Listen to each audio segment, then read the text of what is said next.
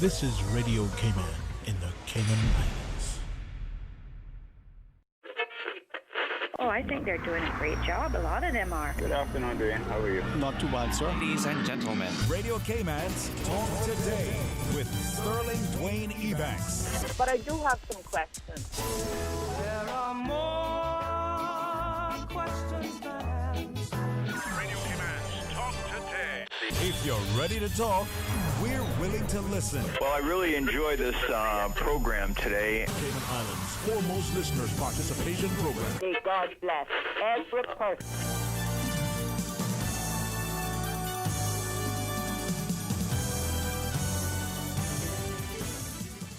Good afternoon and welcome. What a wonderful Wednesday. Ah, boy. It's already December. Sorry. It's just still January. I know it feels that way, huh? Well, show me some love. And as they say, this is the best talk show right now. Well, probably some would say it because it's the only one that's on right now. Take the opportunity and give us a shout and share your thoughts with us. It's open line, at least until 1 o'clock. We'll probably get a chance to speak to our friends from the National Gallery. There's a Horacio Esteban solo exhibition on that we'll take a chance to talk about. Maybe we'll get that. But between now and then, why don't we get in some discussion? Who knows? Make a little mischief. There's a song that comes to mind, but let's talk about it after. Stay tuned for Talk Today. Radio Cayman's Talk Today, the Cayman Islands foremost listeners participation program. We ask our listeners to avoid statements or comments which are abusive, derogatory, malicious, or defamatory. Do not use any indecent language or make any statement which is false or misleading. Email talktoday@candw.ky or call 1-800-534-8255. Courtesy of Flow. Cayman's #1 network that connects you to your world like never before. Let your voice be heard. Once again, here's your host, Sterling Dwayne Ebanks.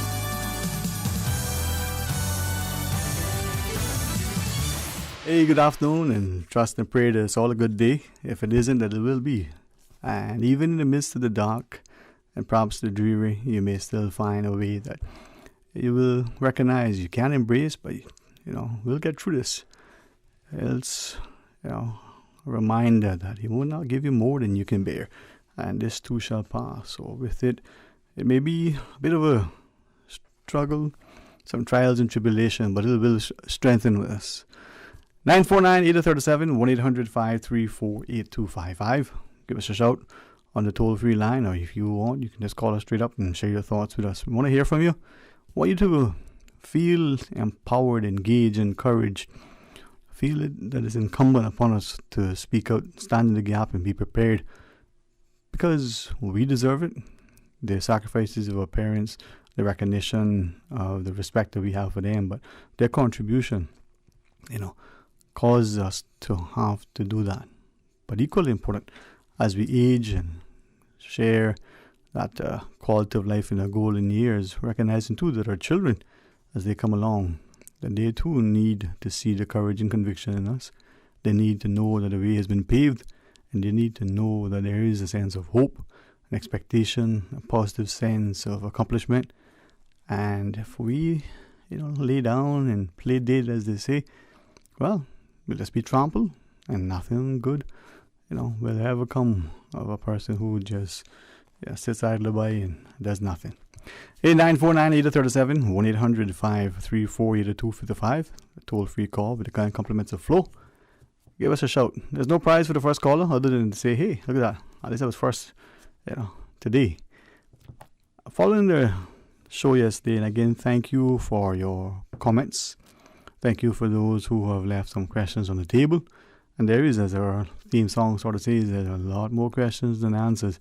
But if we don't ask questions, and worse, if we don't live in a society where questions are A, expected, to be asked, and B, can be asked, then really what kind of society are we living in?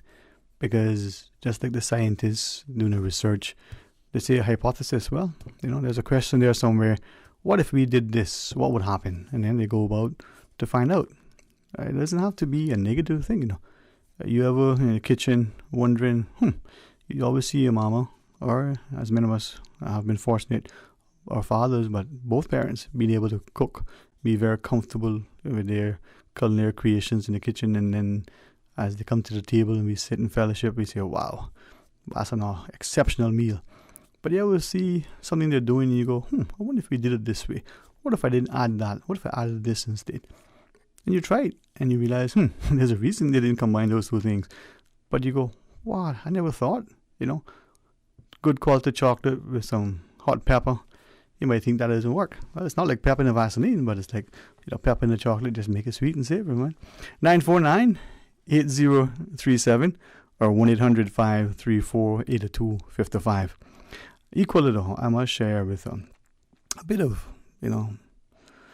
reservation. There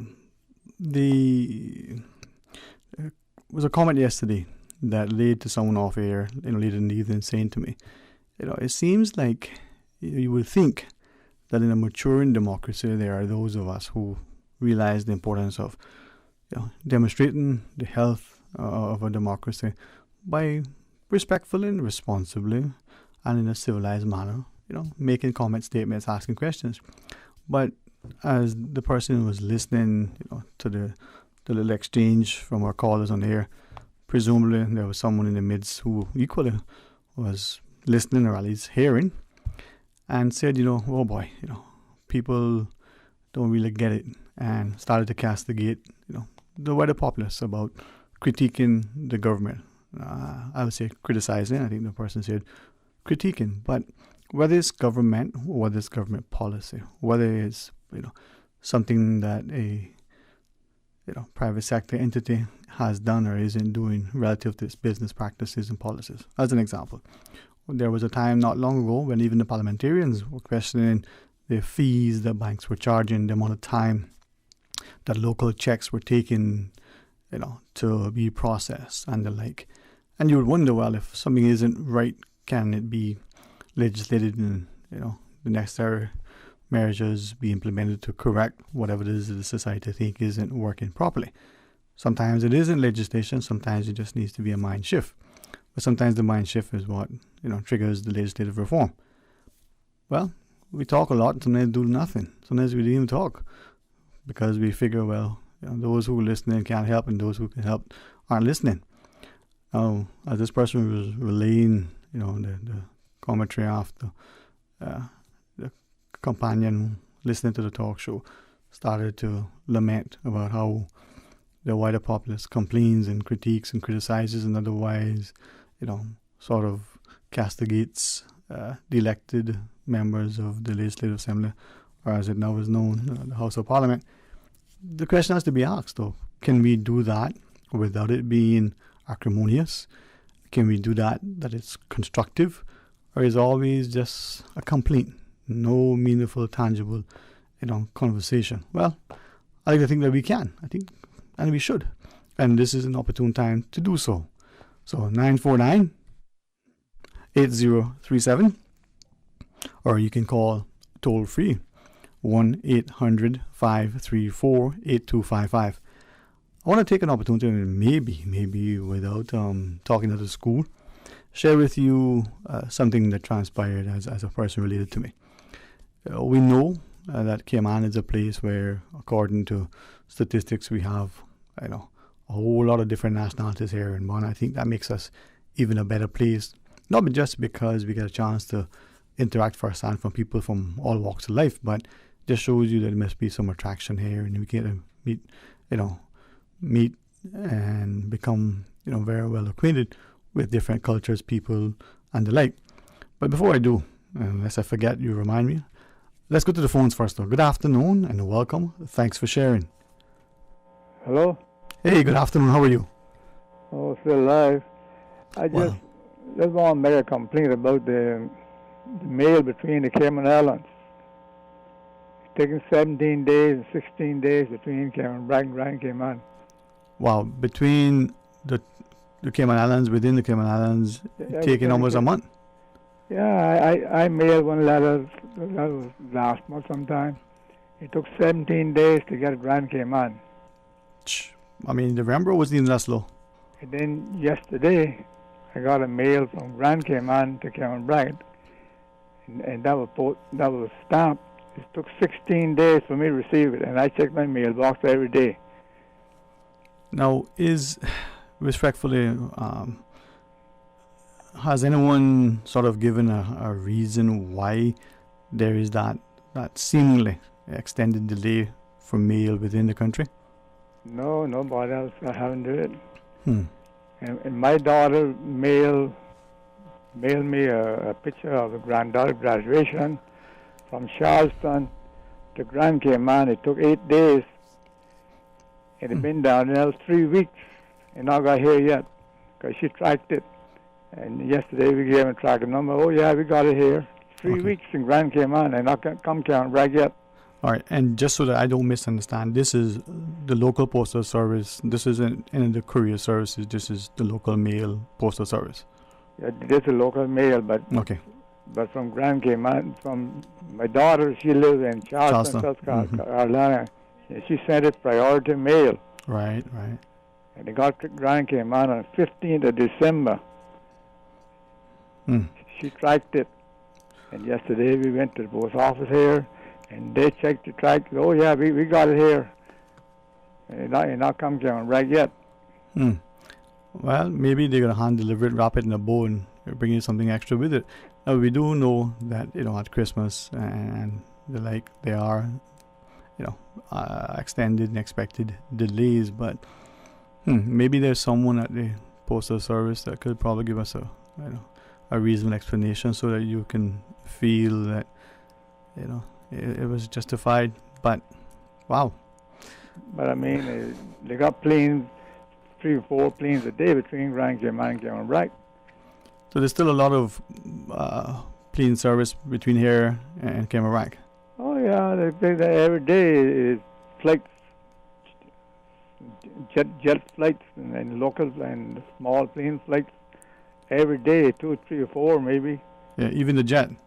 Even jet sometime. Not every day jet. Sometimes maybe two times a week or so. Something like that. Okay.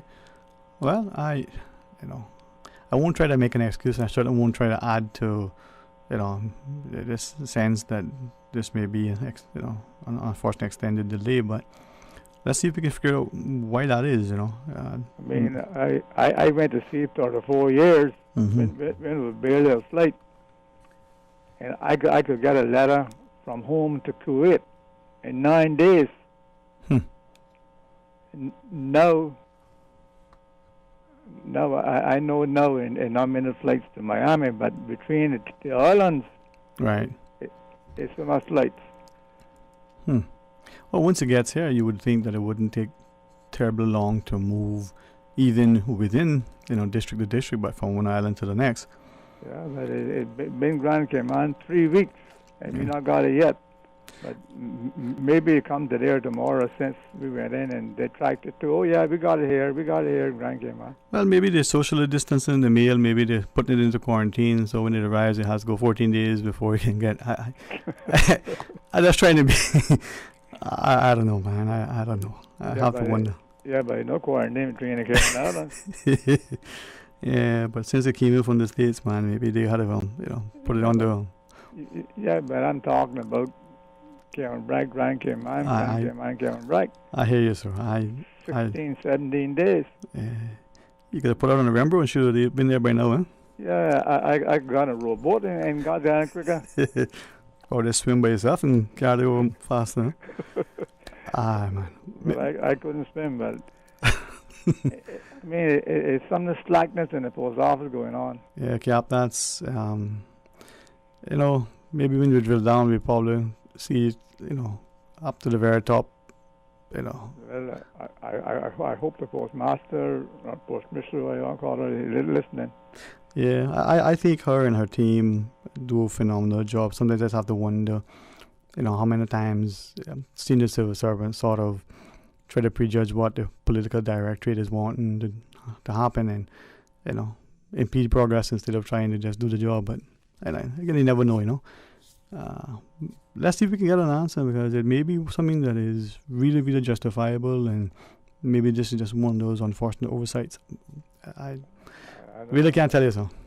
I don't know, but it's a disgrace. It takes 16 days from Grand Cayman and Cayman Brac. Yes, sir. Got flights every day. Yes, sir. Well, you know what? Maybe that'll be hand delivered to you with a welcome apology and a good bowl of fish tea or something. Who knows? All right, sir. I don't know. Let us know though if you can. I mean, hopefully you get it. But if it's not tomorrow or if it's in December, whenever you get it, let us know that you got it, huh? Yeah, but I mean, that's international. That's what I'm talking about. It's been 3 weeks. But between Cayman Brac, Grand Cayman, Cayman Brac, 16, 17 days. Yeah, that seems to be. That's a disgrace. On the face of it, seems to be kind of a long delay. Yeah. But like I said, let's see what we can have. Okay, sir. Thank you, sir, and for what it's worth, our apologies, but with great respect, maybe somehow someone at they can do it off air. Just let us know the protocol. Maybe something that we didn't see or don't remember, given the protocols with respect to receiving mail and sanitizing it and the like. But as the caller shared, it was received on island, just over a week after being shipped out of the States. But here now, almost 3 weeks, and it still hasn't gotten from Grand Cayman to the back. Well, 14 days of quarantine. Maybe now they got to do the PCR test on the mail. Who knows, We'll see. Let's pause and take a break. Are we going to phone Miss Susan? We'll take the call? Oh, she said, no, boy, take that break, boy. You won't get in trouble, though. All right, give us a shout, and let's hear from you. Stay tuned for Talk Today. UCCI students, have you registered for classes in the spring 2021 semester? Class registration takes place until January 8th. Classes start January 11th. Spring into action. Visit ucci.edu.ky/myucci. Call 623-8224 or email admissions@ucci.edu.ky for more information. Money Sense returns to the air tomorrow morning at 7:30. And on tomorrow's show, our financial experts and economists will be talking about the local and global financial forecast for 2021. Is the economic forecast for 2021 brighter than expected? Find out tomorrow morning on Money Sense at 7:30 a.m. Brought to you by the CFA Society Cayman Islands and sponsored by the Chamber Pension Plan. For the Record, every Monday, Wednesday, and Friday mornings from 7:30 to 9:30, we interview the various government ministers, opposition, and Cayman Island legislators. For the Record is brought to you by Professional Pharmacy at Chrisley Tomlinson Memorial Hospital. Our pharmacists are here to assist you and recognize the need to personalize your care. Professional Pharmacy, fast, efficient, professional service. Visit us today. System 1 loaded. Talk today. But I do have some questions. Talk today. Cayman Islands' foremost listeners participation program. Talk today. Because there are more questions than answers. What the public is saying. Waiting to take your calls right now. Sterling Dwayne Ebanks.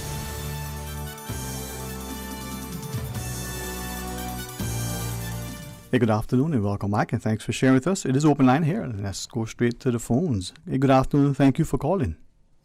Good afternoon, Sterling. Good afternoon, ma'am. How are you today? Pretty good. You're so funny. Sterling, it seems like my package is in quarantine too because I have a package coming from Miami for the last almost 5 weeks, and it's still sitting at the post office in Miami. So Fort Lauderdale post office, I would say, and all now it can't reach the Cayman Islands. So I guess mine is on quarantine as well too.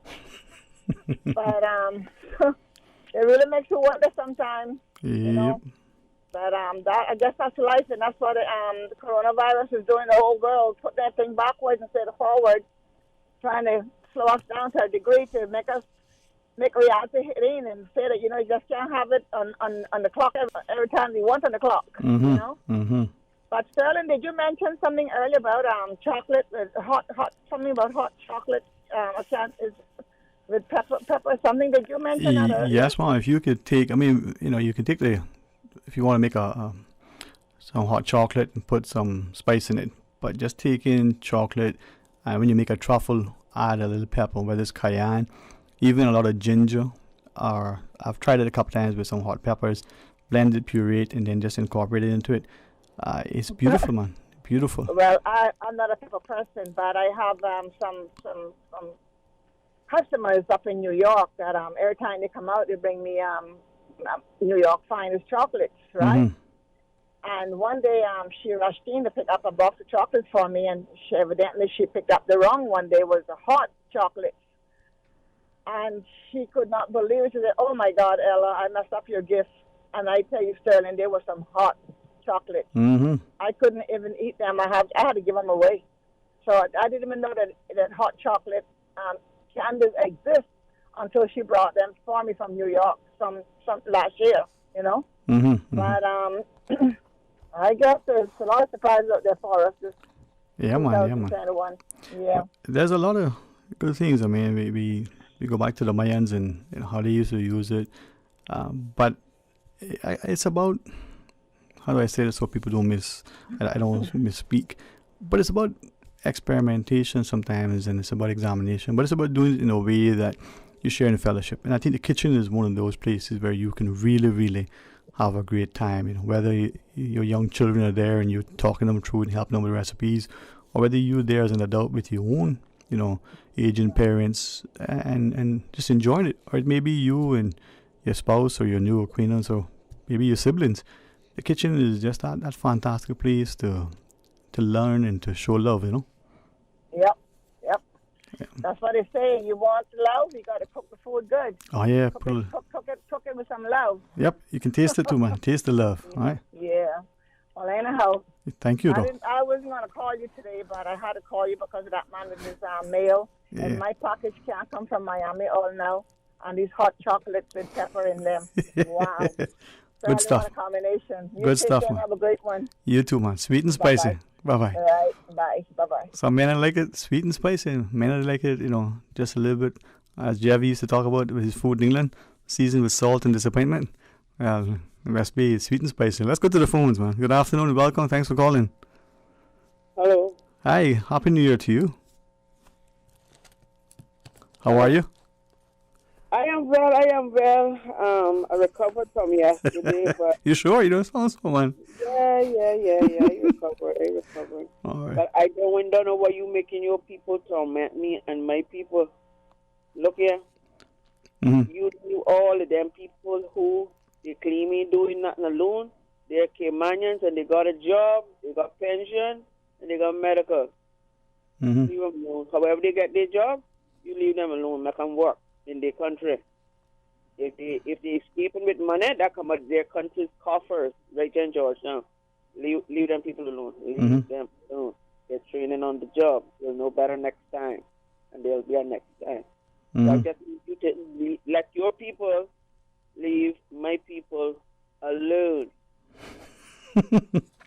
No, my people and your people should be, unified, Yeah. Be trying that was leave alone. They'll know better next time. They're learning on the job. I hear you. And we're not going to forever be a bunch of idiots. But the thing is, right?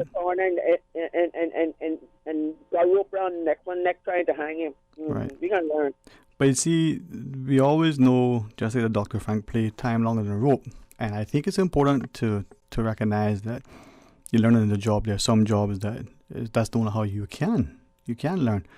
But with great respect to the process, not necessarily to the people, do you think that when it comes to elections and those that we elect, that it's important to either A, try to pick the very best, but also try to invite the very best? Not talking only about education and experience, but people who have a sense of humility and a true heart of service and talking, what's best for the country today and long term.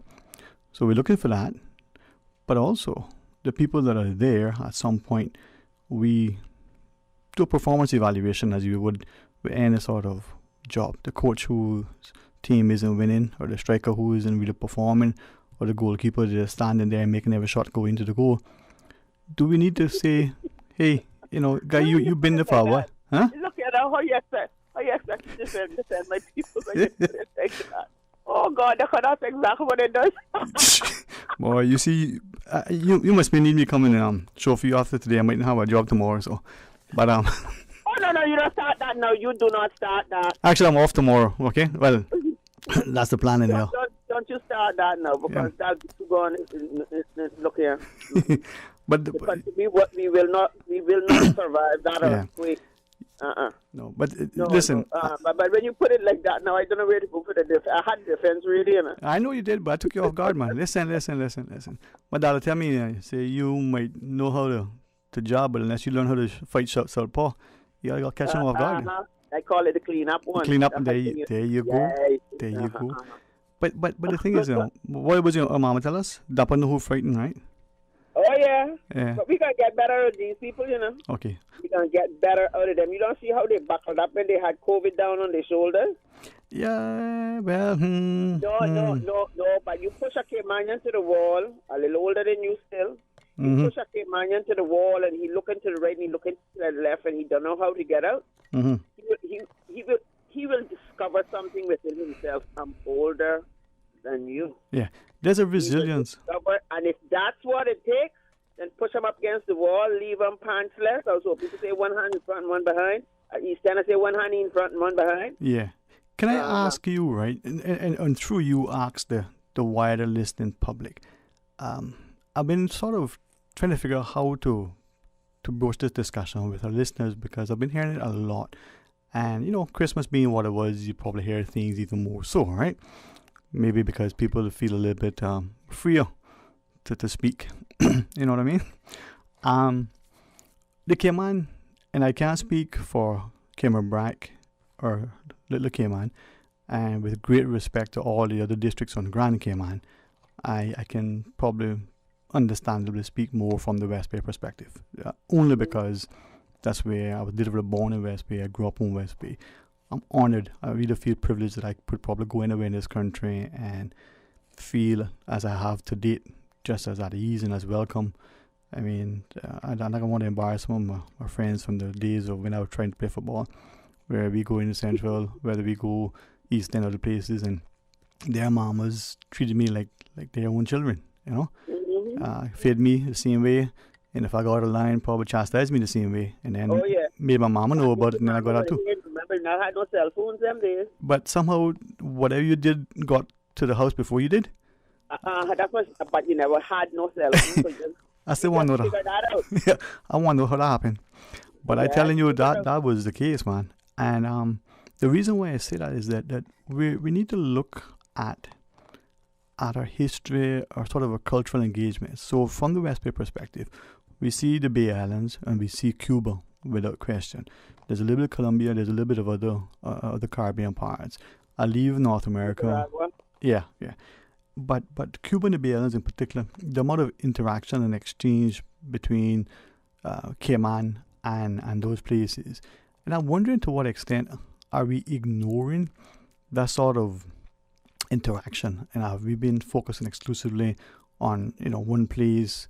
Now, when I look at the Caribbean generally, we see some countries rush to England or even Canada. We tended to go to the US, and again without any sort of Port Yep. What them islands down by Florida name? The islands by Florida. I mean the Keys. The Keys, yeah. Yeah. I got a friend who grew up down there. And they Tom. were just like Cayman. Yep. And so we've seen that, and I keep looking at it, and I'm thinking that we are allowing some of our own to paint history in an unfortunate light, and just as bad, we are allowing some who, for whatever reason, ill-informed, maybe they're just malicious, to even paint it in a different light. Oh, okay, I like that last word. Melissa. Yeah, man, and I figured that out long time. See, because you're older and wiser than me, I'm getting there, But I want us to wake up, man, and I want us to unify, and I want us to hold each other accountable, but stand. Okay, Sterling, you know people that know me, right? Mm-hmm. Okay, then. You can reach me to them people. Okay. We can talk. No, I'm serious for saying we can talk. All right. Can I say something to you publicly, if it's okay? I don't care. It's okay. Fair enough. I'm hard embarrassed. No. It was said to me, and because it was said to me by more than one person or two people or the like, I'm wondering how many others, and I don't wish to get you into any trouble or make you feel uncomfortable, but I like trouble. Hurry up. Okay. The amount of people that have called me just yesterday alone, that's why it was so ringing, who have said, man, you should encourage that lady to run for election. Too old. No, man, no. Too old. Blessed Miss Esther were here. She would tell you, Miss Annie, she would tell you, this is...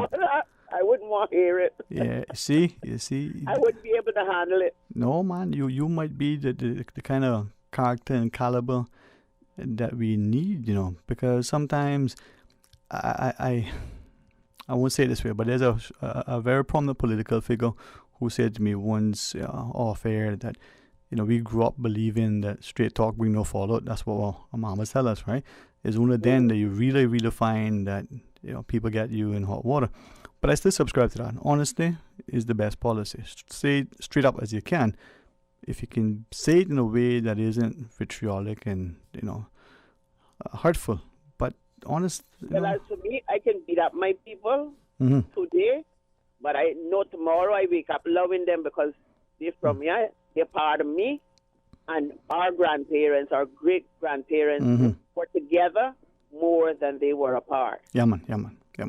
That's why we didn't realize we were poor. Every other country in this world finds common ground, except for you America. Every other country in this world finds common ground. It seems like to me that might not be so.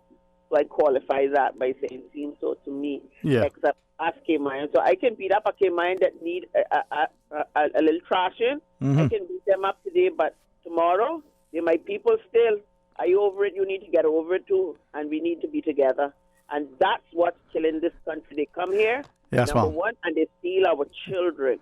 The first thing they do is they steal our promise. Our children with promise, they steal them. Well, then you don't have the second generation coming up after you. You're lost. You are lost. Well, the question we have to ask. They separate us. When we're looking at our scholarships, right, as you talk about stealing our children, our scholarships, whether it's government or private sector, how invested are we in ensuring that we're educated, not just making sure they get a piece of paper, that they actually get true knowledge and learning, and making it as easy, as possible. Not that they shouldn't earn it and not that they shouldn't value it and so on, but we seem to put every impediment in their way. Absolutely. You know what I feel like about the scholarships and higher education and on like that? Number one, I went to a school where it was expected. We all know that not everybody wants to go higher. We all know that not everybody can afford to go higher. We all know that not everybody is skilled enough, academically enough to go higher. We know that. But the school that I went to and graduated from, it was an expectation. Yeah, but that's the thing. Is you create expectation. It was an expectation. Here we go with the greatest employer in education being our government. And it seems to me that we all 2021, and we have not understood that you have to put expectation and excitement and a world view before our children. Yeah, let me give you a little quick story. Yes, ma'am. A little young lady, she's got two children, but she is like the bomb to me. She is into everything. She's absolutely beautiful. She's smart. She's everything. And she went to one of the big, what we call job fairs they had just a while ago. She was told she couldn't get a front facing job unless she had an associate's degree. And really, I don't really have much of a problem with that.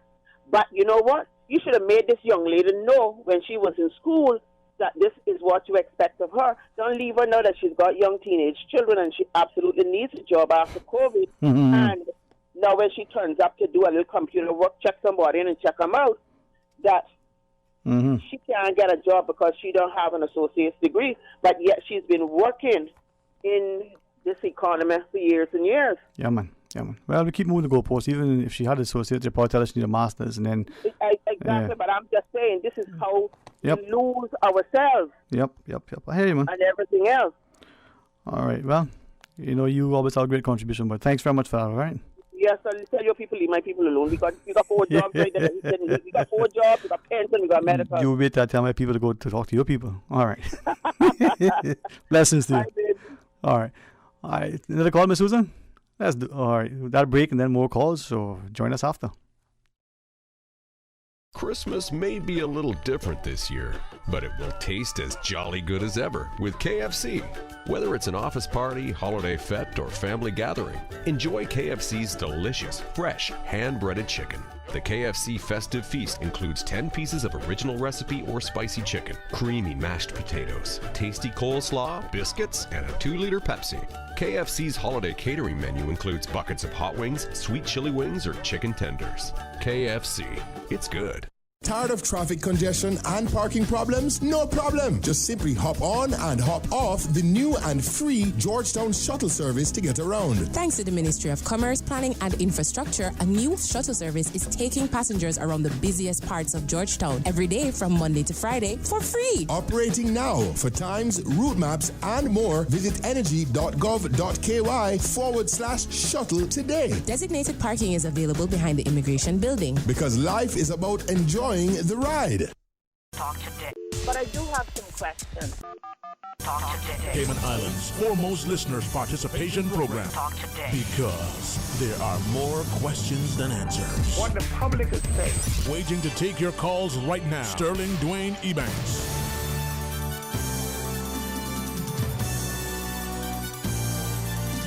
Good afternoon and welcome back, and thank you for sharing with us. Thanks for the love. Let's go to the phones and continue with our calls. Good afternoon. You're on Talk Today.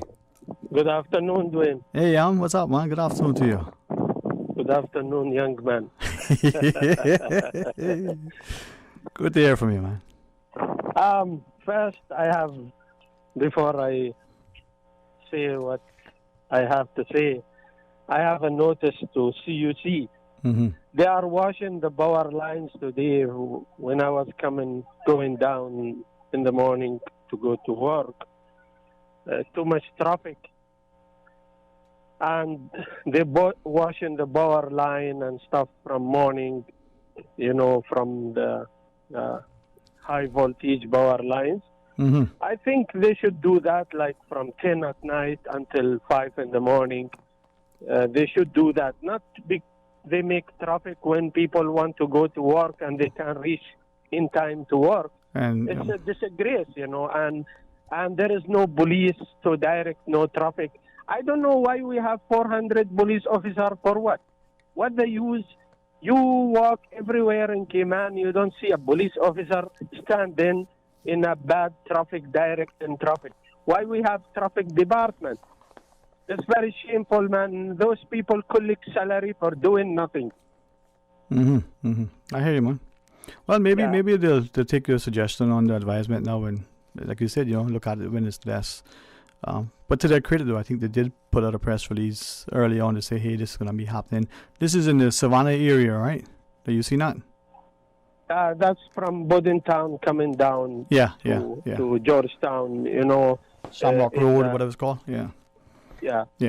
But Dwayne, what I call about, is really this issue of unemployment. It's becoming very obvious that every investor come here. Yes, we welcome the health city, what we call it, Shati Hospital, whatever you want to call it. Mm-hmm. We welcome that project. Is benefiting Cayman, and I'm saying it's benefiting Cayman. Mm-hmm. From terms of people can get good medical, but we don't want that place to become a forest of Indians. I mean, in terms of job. You go to the front desk, there is Indians. You go to the human resource, is the whole workers Indians. You go to the nurses, everybody is Indian. You go to the doctors, everybody Indians. You go to the garden. I hear you, right? And I mean, let me ask. I mean, what about other places, right? Whether it's hospitality and you see one nationality, or whether it's in any of the other sectors, you see preponderance of the same nationality. We see that in many of the sectors. So why beat up on one? Yeah, I mean, look at the jewelry stores in town. Uh-huh. You walk in the jewelry stores, right? Mm-hmm. You see the owner Indian, all the workers Indian. The man and his wife work in there. The man and his girlfriend working there. But I hear you. But I mean, what I'm saying, why beat up on one particular nationality? I mean, I used to work with a fellow from the UK. He said, you know, he doesn't. He's not prejudiced. He discriminates against everybody equally. Something to that. He was his joke. So I am not discriminating, but this is becoming. If you go to a Spanish restaurant selling food in town, I can tell you a name, but I don't want to say a name. No, that's fine. I hear your point. Names. Yeah. You find all workers Spanish. But then you went to a Spanish restaurant. Yes. You go to the Tahi restaurant in town, you find all the workers are from the same nationality. It's becoming something in this island, immigration department or whatever you call them, workforce or the failure. I don't know what I call them, the sleepy department. They are not doing the job they should do. How they allow same nationality in the same place? How they give in Shati Hospital all these Well, what if the agencies in government, those departments, what if they're actually doing their job because that is for want of a better way, that's the directive, the policy that is coming from the political directorate. I mean, what if that is the case? Then they would be doing a job. Maybe they're not doing a job as the populace may think it should be, but what if that is the job they're doing because that's the directions they've been given? Yeah, but Dwayne, look at everything come back to the failure of some of the civil servants. I complain about the public bus transport system many times. The director of public transport is a failure, and he is failing. I hear you, right? And I don't want to cut you on that specifically, but again, given the Westminster system of governance, that perhaps and all the changes we need to make, maybe that's one we need to get rid of as well. But that's just a personal perspective, right? So when we talk about independence and all these political autonomy that we're looking at, maybe we need to find a way to truly advance our system. But if in that case, what if the people, the senior civil servants, the heads of director, as for instance the public transport unit, what if that action or inaction is as a result of what is coming from the ministry or the minister or the higher ups? I mean, we can't point fingers at the ones that are near the top and not ask, well, is there something up higher that is instructing that? Of course, Dwayne, I will blame the government in general. I know the government is appointing boards, and those boards are friends to the people sitting in cabinet, and those people are doing all kind of nonsense in the name of they have power by the government. Look at for example, liquor and license board. Look at immigration board. The most corrupted politically, the immigration board. And the premier, I speak to the premier many times about those corrupted immigration board many times, and he is not changing anything. He changed the head of the board. I mean, I have respect to him as a lawyer, as a person, but I have no trust in the members, other members of the board, which they are the four women. They are sitting there. They are politically, religiously, religious discrimination they are doing against some certain people. All right. Listen, I hear you, and let's pick that up and get into some good banter at another time. Let's pause though, hit the news, and with great respect to the caller, maybe we can pick the others up shortly. So please stay tuned for Talk Today. Today's biggest news. Radio Cayman. It's only two species that we have here on my island. Generations present. Your voice, your choice. It is in the best interest of the people of these islands. Local, regional, international. This is Headlines from Radio Cayman's newsroom. Today's biggest news. With your latest headlines, I'm Felicia Rankin-Solins.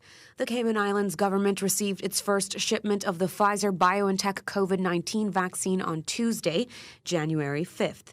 The vaccines will initially be available to aged 70 and over, certain patients in high-risk categories, healthcare workers, and other high-risk frontline staff. The vaccine is not currently recommended for children under 16, pregnant women, or women who plan to be pregnant within the next 3 months. Persons with a history of immediate onset anaphylaxis to a vaccine, medicine, or food should also not receive the Pfizer-BioNTech vaccine. In international news, more than 50 of Hong Kong's most prominent pro-democracy activists and politicians have been arrested in the biggest crackdown since China imposed a draconian security law last year.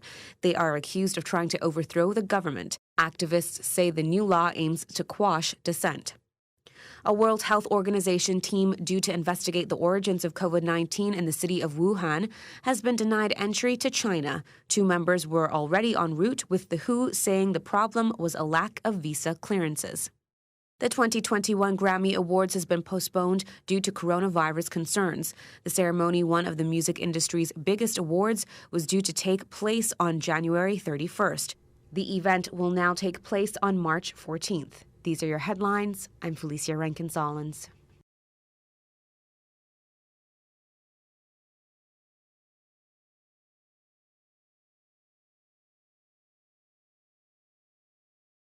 For the latest in news and information, follow Radio Cayman on social media, Facebook, Instagram, Twitter. Download the Radio Cayman app or log on to our website, radiocayman.gov.ky. Your voice, your choice, your radio.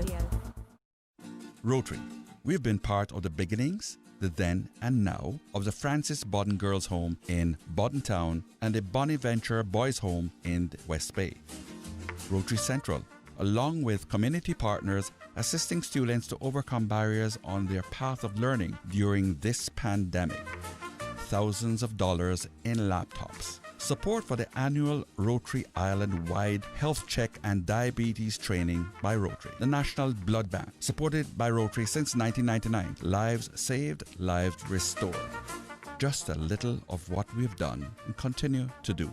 Rotary opens opportunities. Talk today.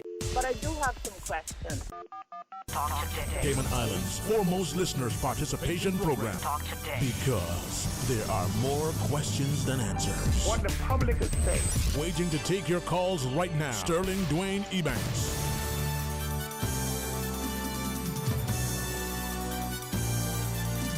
Hey, good afternoon and welcome back, and thanks for sharing with us. Why don't we continue with the callers, since they've been so gracious of their time to share with us? Let's go straight to the phones. Good afternoon and welcome. Thanks for calling. Good afternoon, Dwayne. Good afternoon, my lady. How are you today? Fine, thank you. Oh, man. Blessed. I just told Susan a while ago to tell Miss Charlene to get off the air so I can get on. Well, thanks for telling her.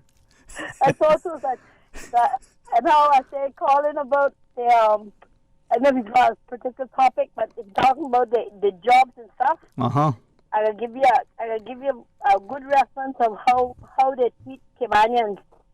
My niece went to the supermarket, one of the big franchise supermarkets, and you can't call names. I'll just try to keep the name off the air as much as possible. All right. I mean, I should call names to make them be shamed because they need to be shamed up. She went to apply for a cashier job, and she was told that she had to have a bachelor's degree in math. Now, I know they got cashiers up there. They come from other foreign countries. They can't even read. And they're cashiers. So it shows that it's a discrimination to Caymanians. But we need to do what my dad used to say. He said that, I guess you heard about Dr. Paulson, Dr. Shuker, who was a good doctor from Jamaica, and he was Caymanians look forward to him. Daddy said he was very straightforward. He said about what you got to say. He said if you got to curse a man, you curse him. He said because the worst thing for ulcers is to go sleep with anything off your chest. He said curse him, and if you got to help him, you help him, but you must get it off your chest. He said don't put up with it. He said because that's the worst thing to get an ulcer. He said if you want to get rid of ulcers, he said you start keeping things on your chest. So he said, so we need to clear our minds and say what we got to say.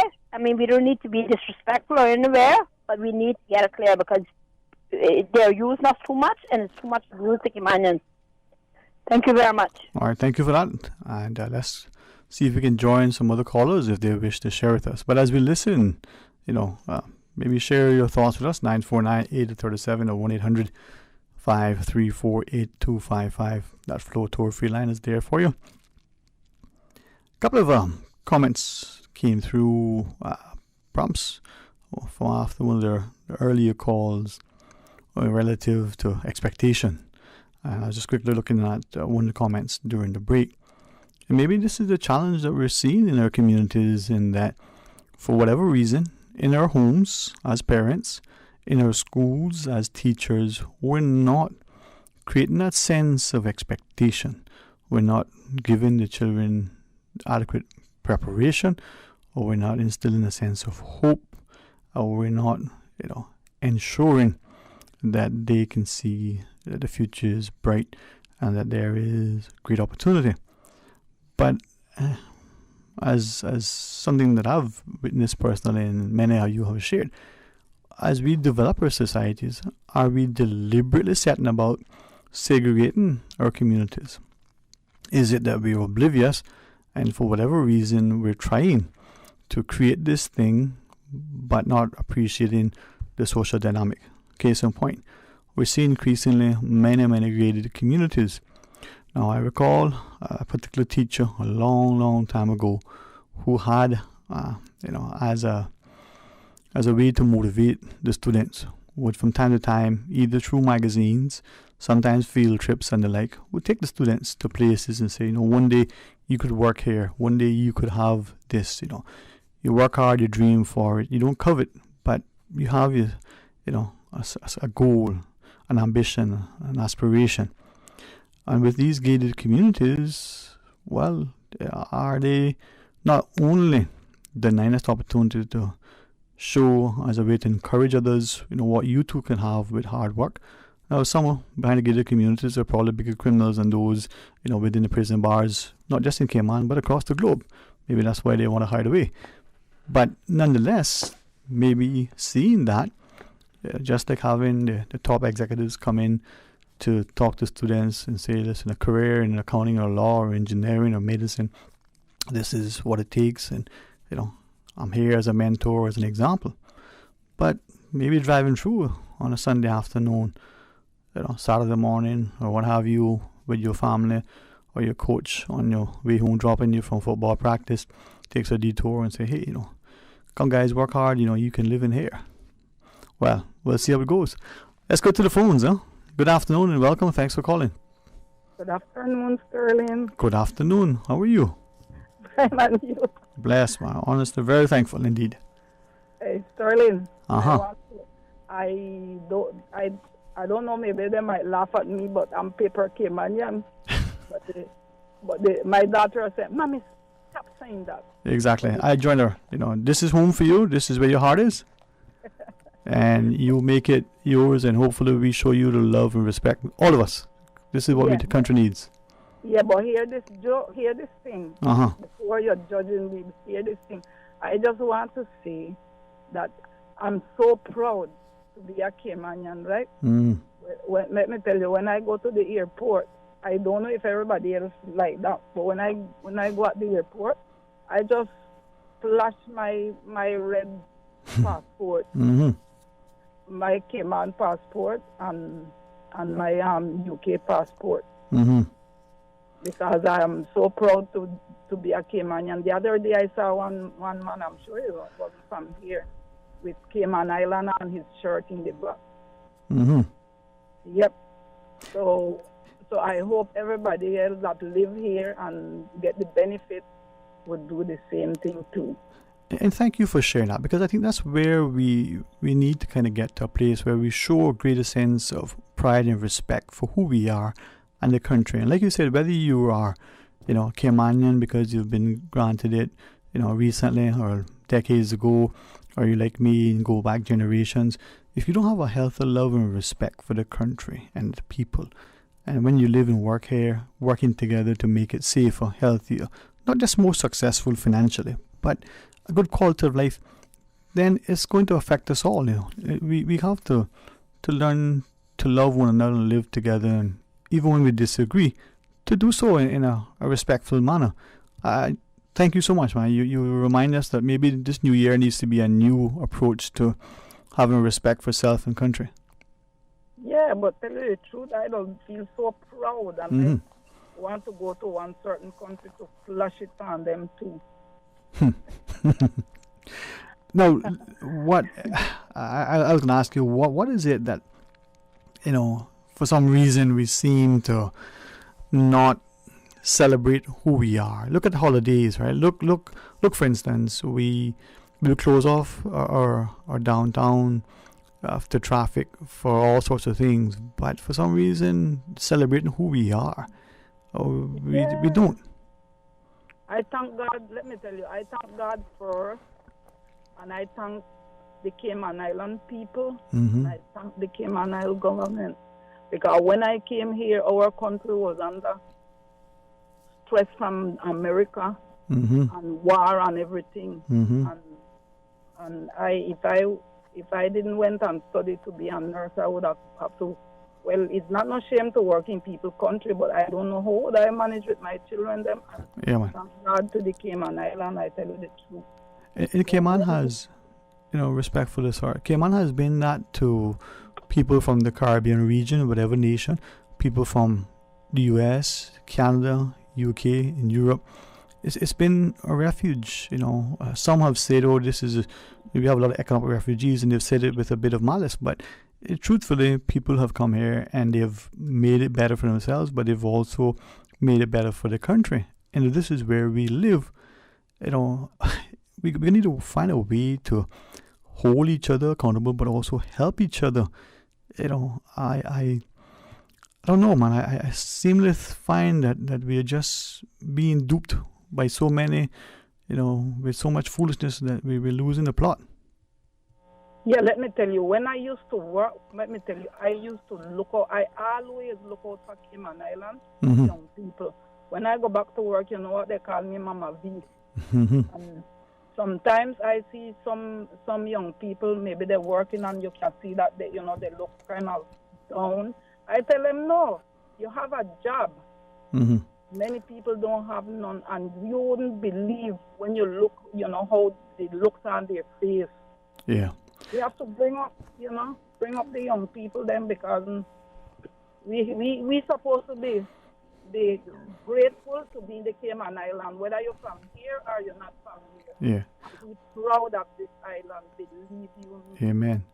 But I think we've devalued the country and its people. That we've made the process to become a citizen seem confusing, and we seem to have making it, over the years and to date, a mockery of the whole thing. And yet, like you, there's so many that when they have that security of tenure, they have such a love for the country, not because it's safer and better and making more money, but because they feel a sense of community and family. And that's what we had and what we should have and what we should strive to maintain. Because it's everything, because in this all of these situations, we should be proud of our government too, I always say, and be glad we are blessed to be here. Yeah, man. Whether or not, whatever it is, we're supposed to. I always tell people, we must be blessed. But can I ask you, thankful.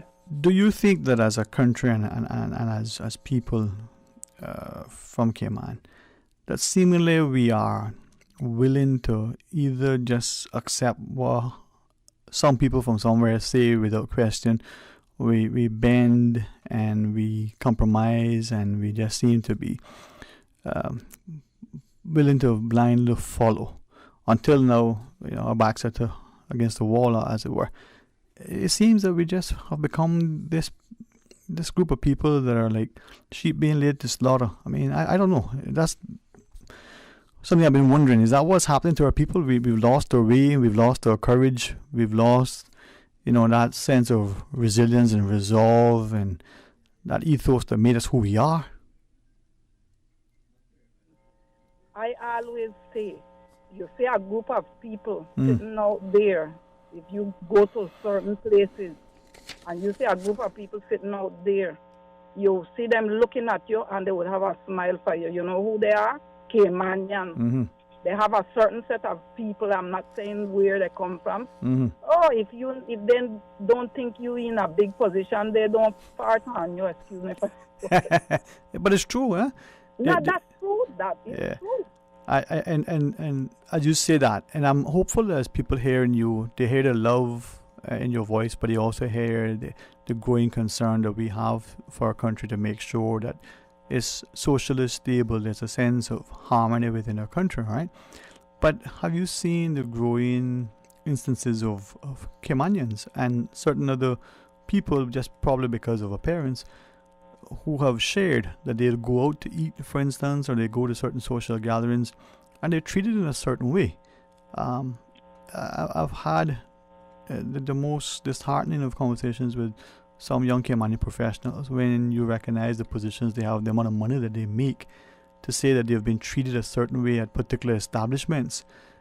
It's tantamount to discrimination, prejudice, and racism, and all other things we hear about in other countries. And when you look at that, there's no excuse for it. Mm-hmm. So, what do we do, though? I mean, how do we turn this around and make it better? I mean, what is that thing that we need to do? Well, we have to look about Caymanian. Have to look about Caymanian.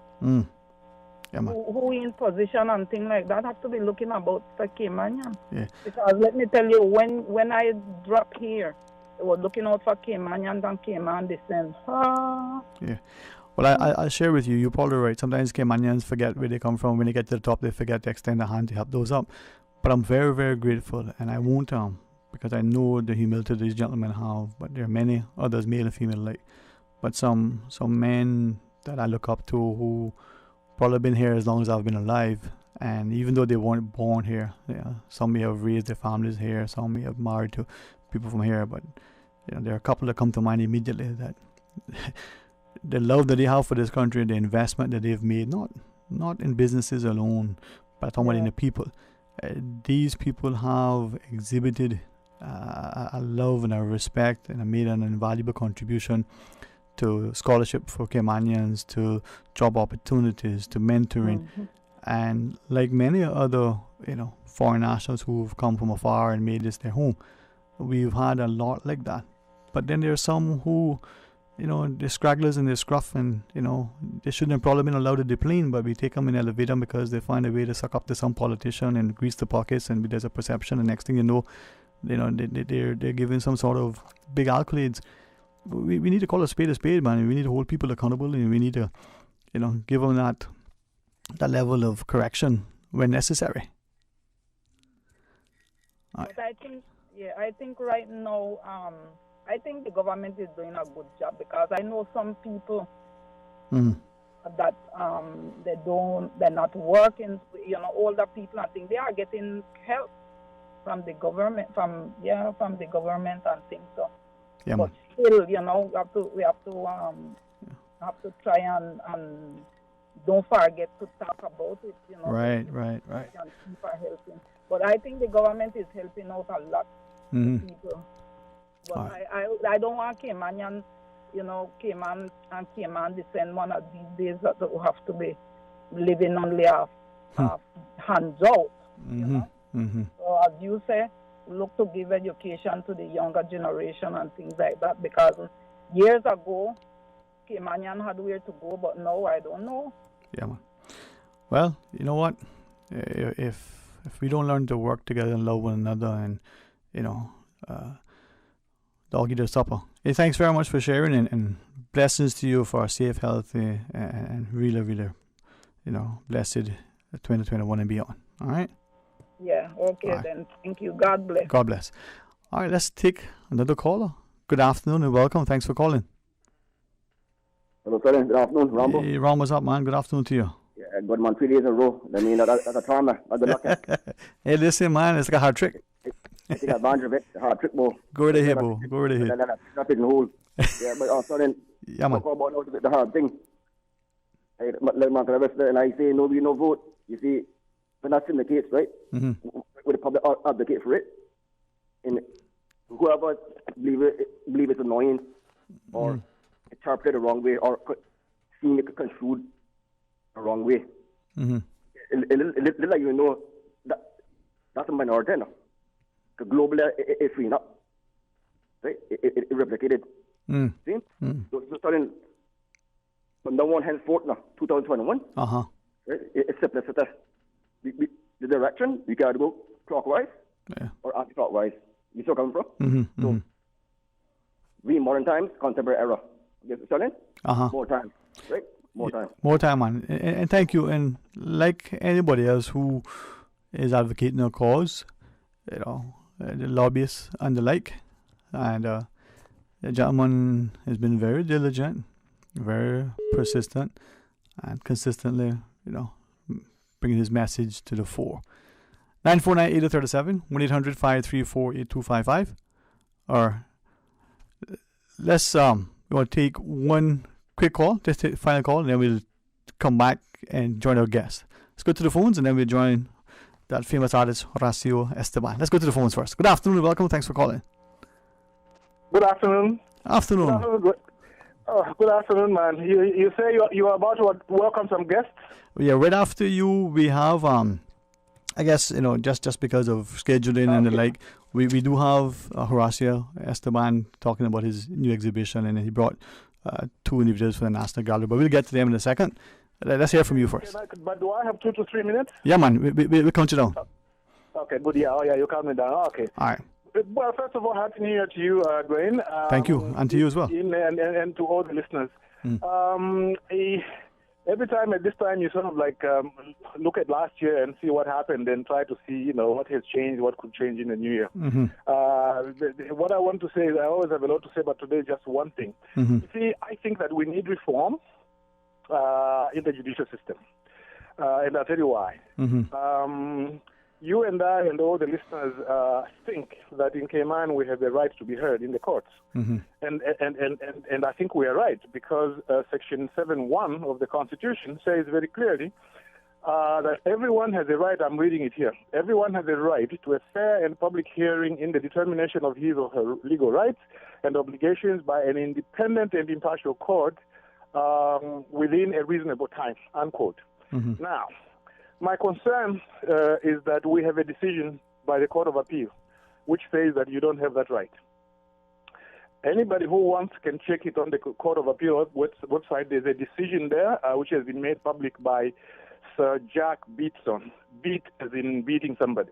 Sir Jack Beatson of the Court of Appeal has ruled actually on 2 issues which I think are contrary to this provision. One, for example, he has said that you don't have a right to be heard before a judge. A judge has a discretion whether to give you a hearing.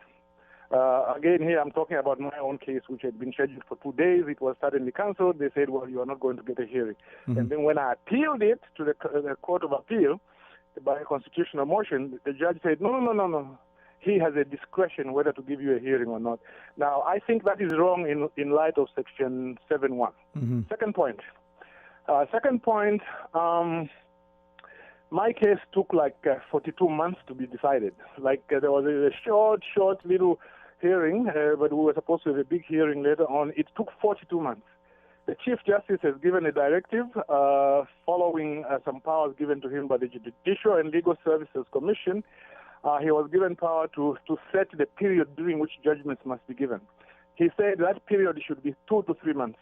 My case took 42 months before it was decided.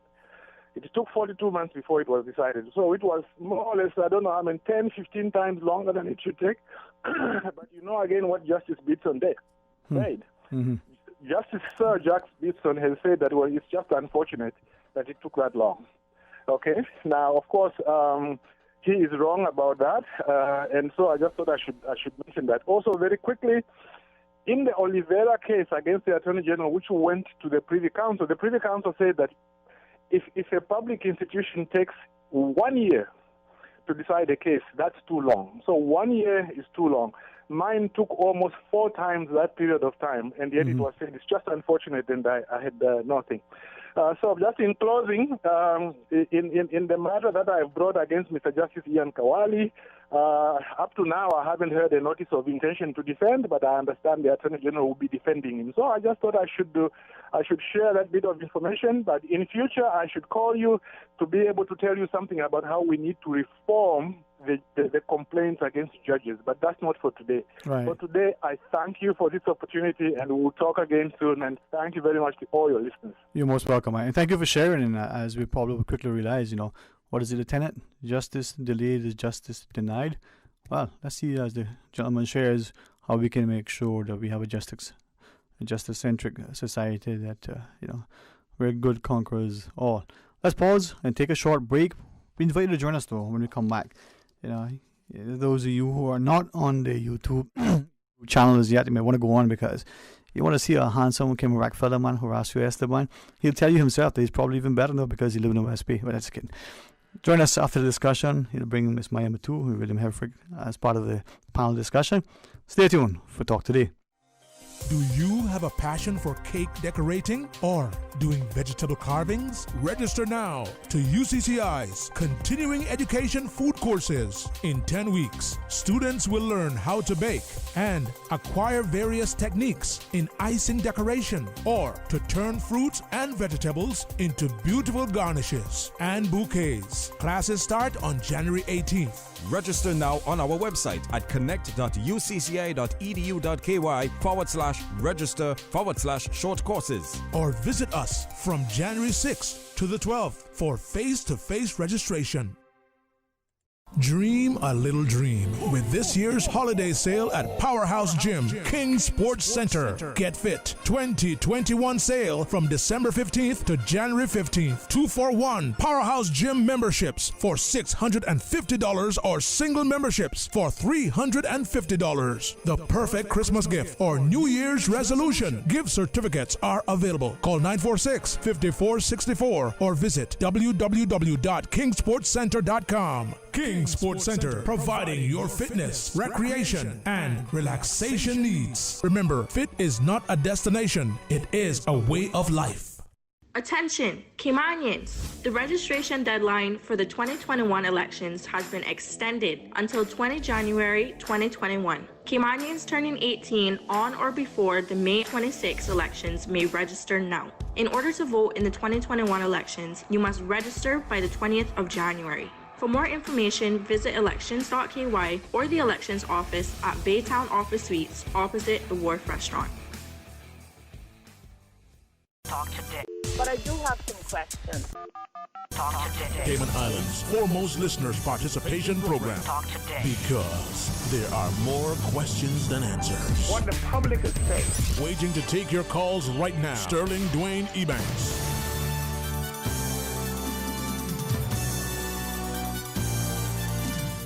Hey, good afternoon and welcome. And thanks so much for joining us. And I hope and pray that this year will be not even better than last year, because, boy, it'll be bad not to be, but the best ever. And it'll set the stage for every month and second thereafter to even improve, in a manner that you can't even count.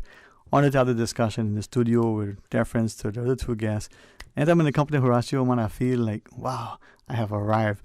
So as we go around the table, we're going to ask Miss Maya first, because, when you see the company of such an incredible lady, you realize that we have to fall in line. And William, maybe a brief intro, and then Horacio will come to you after them. So as we look at this exhibition and what the National Gallery has done for many of us, especially this time, we can come out, clear our minds, get the creative juices flowing, but be mindful of the incredible talent that lies within our shows. So Miss Maya, maybe brief intro to you, why we're here, and as we celebrate Horacio's solo exhibition. Good afternoon to you, Miss Matu. Sure, good afternoon. Put that mic down for me a little closer. Pretend you're on the stage like and singing with me and go, "Ha, baby, oh no, baby." I'm not sure I want to try to hit any notes on the radio. Somebody today. going, geez. So I'm Maya. I'm the Senior Education Coordinator at the National Gallery. We're here to talk about Horacio's solo exhibition, which is called Alchemy. He gave me a bit of a wide-eyed look across. People can't see that. But it's an exceptional show, and we're really excited about it. So I'll let Will speak more to the curatorial side of things, and then I'll cover the educational angle. Mrs. Helfrich, good afternoon. Man. Good afternoon, and good afternoon to everyone listening. We're very pleased to be here. My name's William Helfrich, and I'm the collections coordinator at the National Gallery. So I work with the curatorial team, the exhibitions team, working on exhibitions like Horacio's, which has probably been one of my favorite exhibitions that I've worked on during my time at the gallery. And this is an exhibition.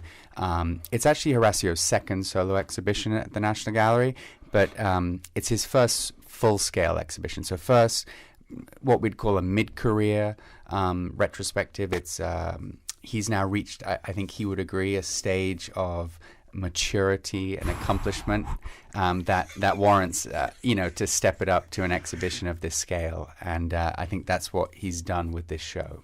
Well, I'm glad William's putting words in your mouth, Horacio, because I wouldn't go there. I mean, I know you've been described as a sculptor, painter, jeweler, a craftsman and the like, but for us, man, you're just awesome.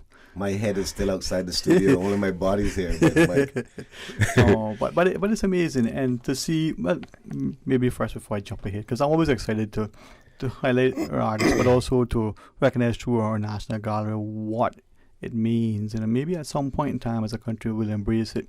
It's like so many things in Cayman. It's, how do I put it so people understand it is truly with love and respect.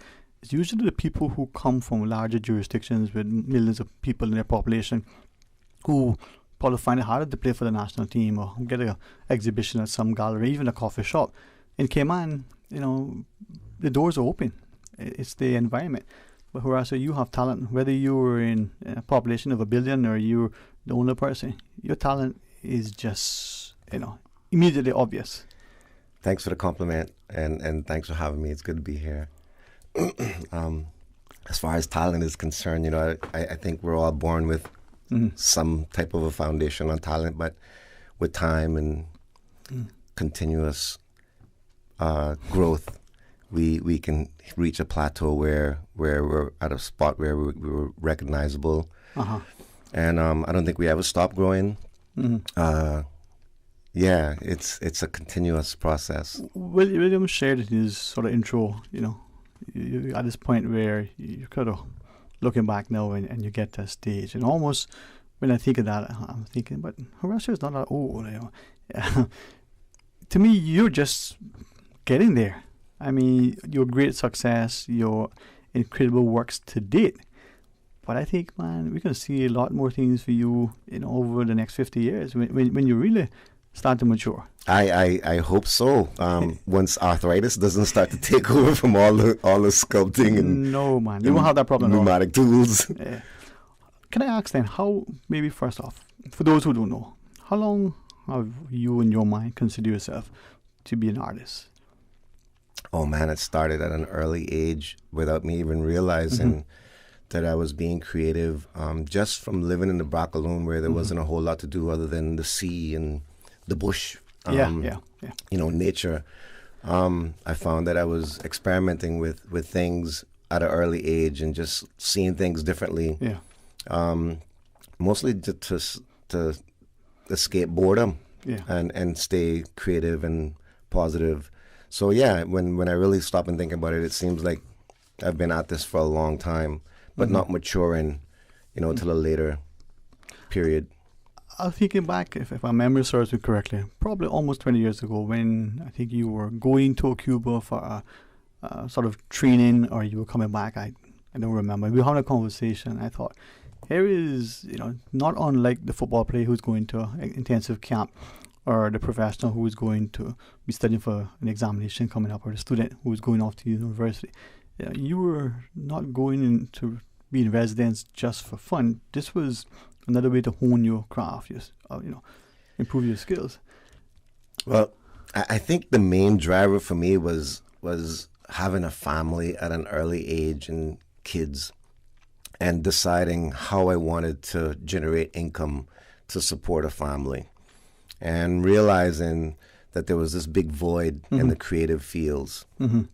And that we had access to so many indigenous materials that weren't being tapped, and it was everywhere.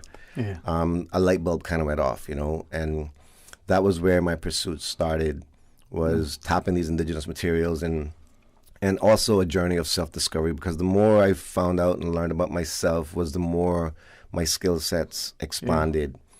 So they go hand in hand, basically. It's all a process of self-discovery, and therein leads the other creative side of things. Okay, so with that then, and recognizing that over the years and seeing your work, thank you so much for just inviting me into your personal space to see some of the things, to see your exhibits and the like. I'm hoping that through you, we as parents would encourage our children, but we as even the creatives would want to equally recognize the importance of having that resilience, that resolve, that discipline, that determination, that that thing that sometimes we will quickly cast aside because, oh, I can't provide for a family doing that. Oh, I need to get out. And then we fill in the blanks. For you, two things. What material, whether Caymanite, mahogany, or even iron shore, limestone, that you feel most inclined to sort of touch and enjoy? Well, I started off painting, like most artists do, but I've developed a great affinity to Caymanite. Caymanite has been my go-to material. It's sort of like after the first sculpture, the dust got into my nasal passages and then down into my veins, and I could there was no escape. The Caymanite dust to use like the salt water to my brothers, huh? Yeah, snorting salt water is kind of good too to try to rinse it, but it doesn't work, especially for a cold and Corona maybe. But one of the perspectives that I had my entire art life was always trying to discover new materials, new ways to create new things, and trying to avoid some type of level of boredom, because too much sculpting can kind of get a little bit monotonous, and you begin to start to repeat yourself, and then you question yourself. So it was always a little bit of sculpture and stone, then it was wood, and then it was, flotsam and jetsam off the beach, like sea fans, gorgonians, then back to wood or back to stone, and then it was sort of combined in as many of them as possible to still end up with, something that was unique and new, and that sort of spurred that stimulus that occurs inside, oneself from a perspective of discovery. Yeah.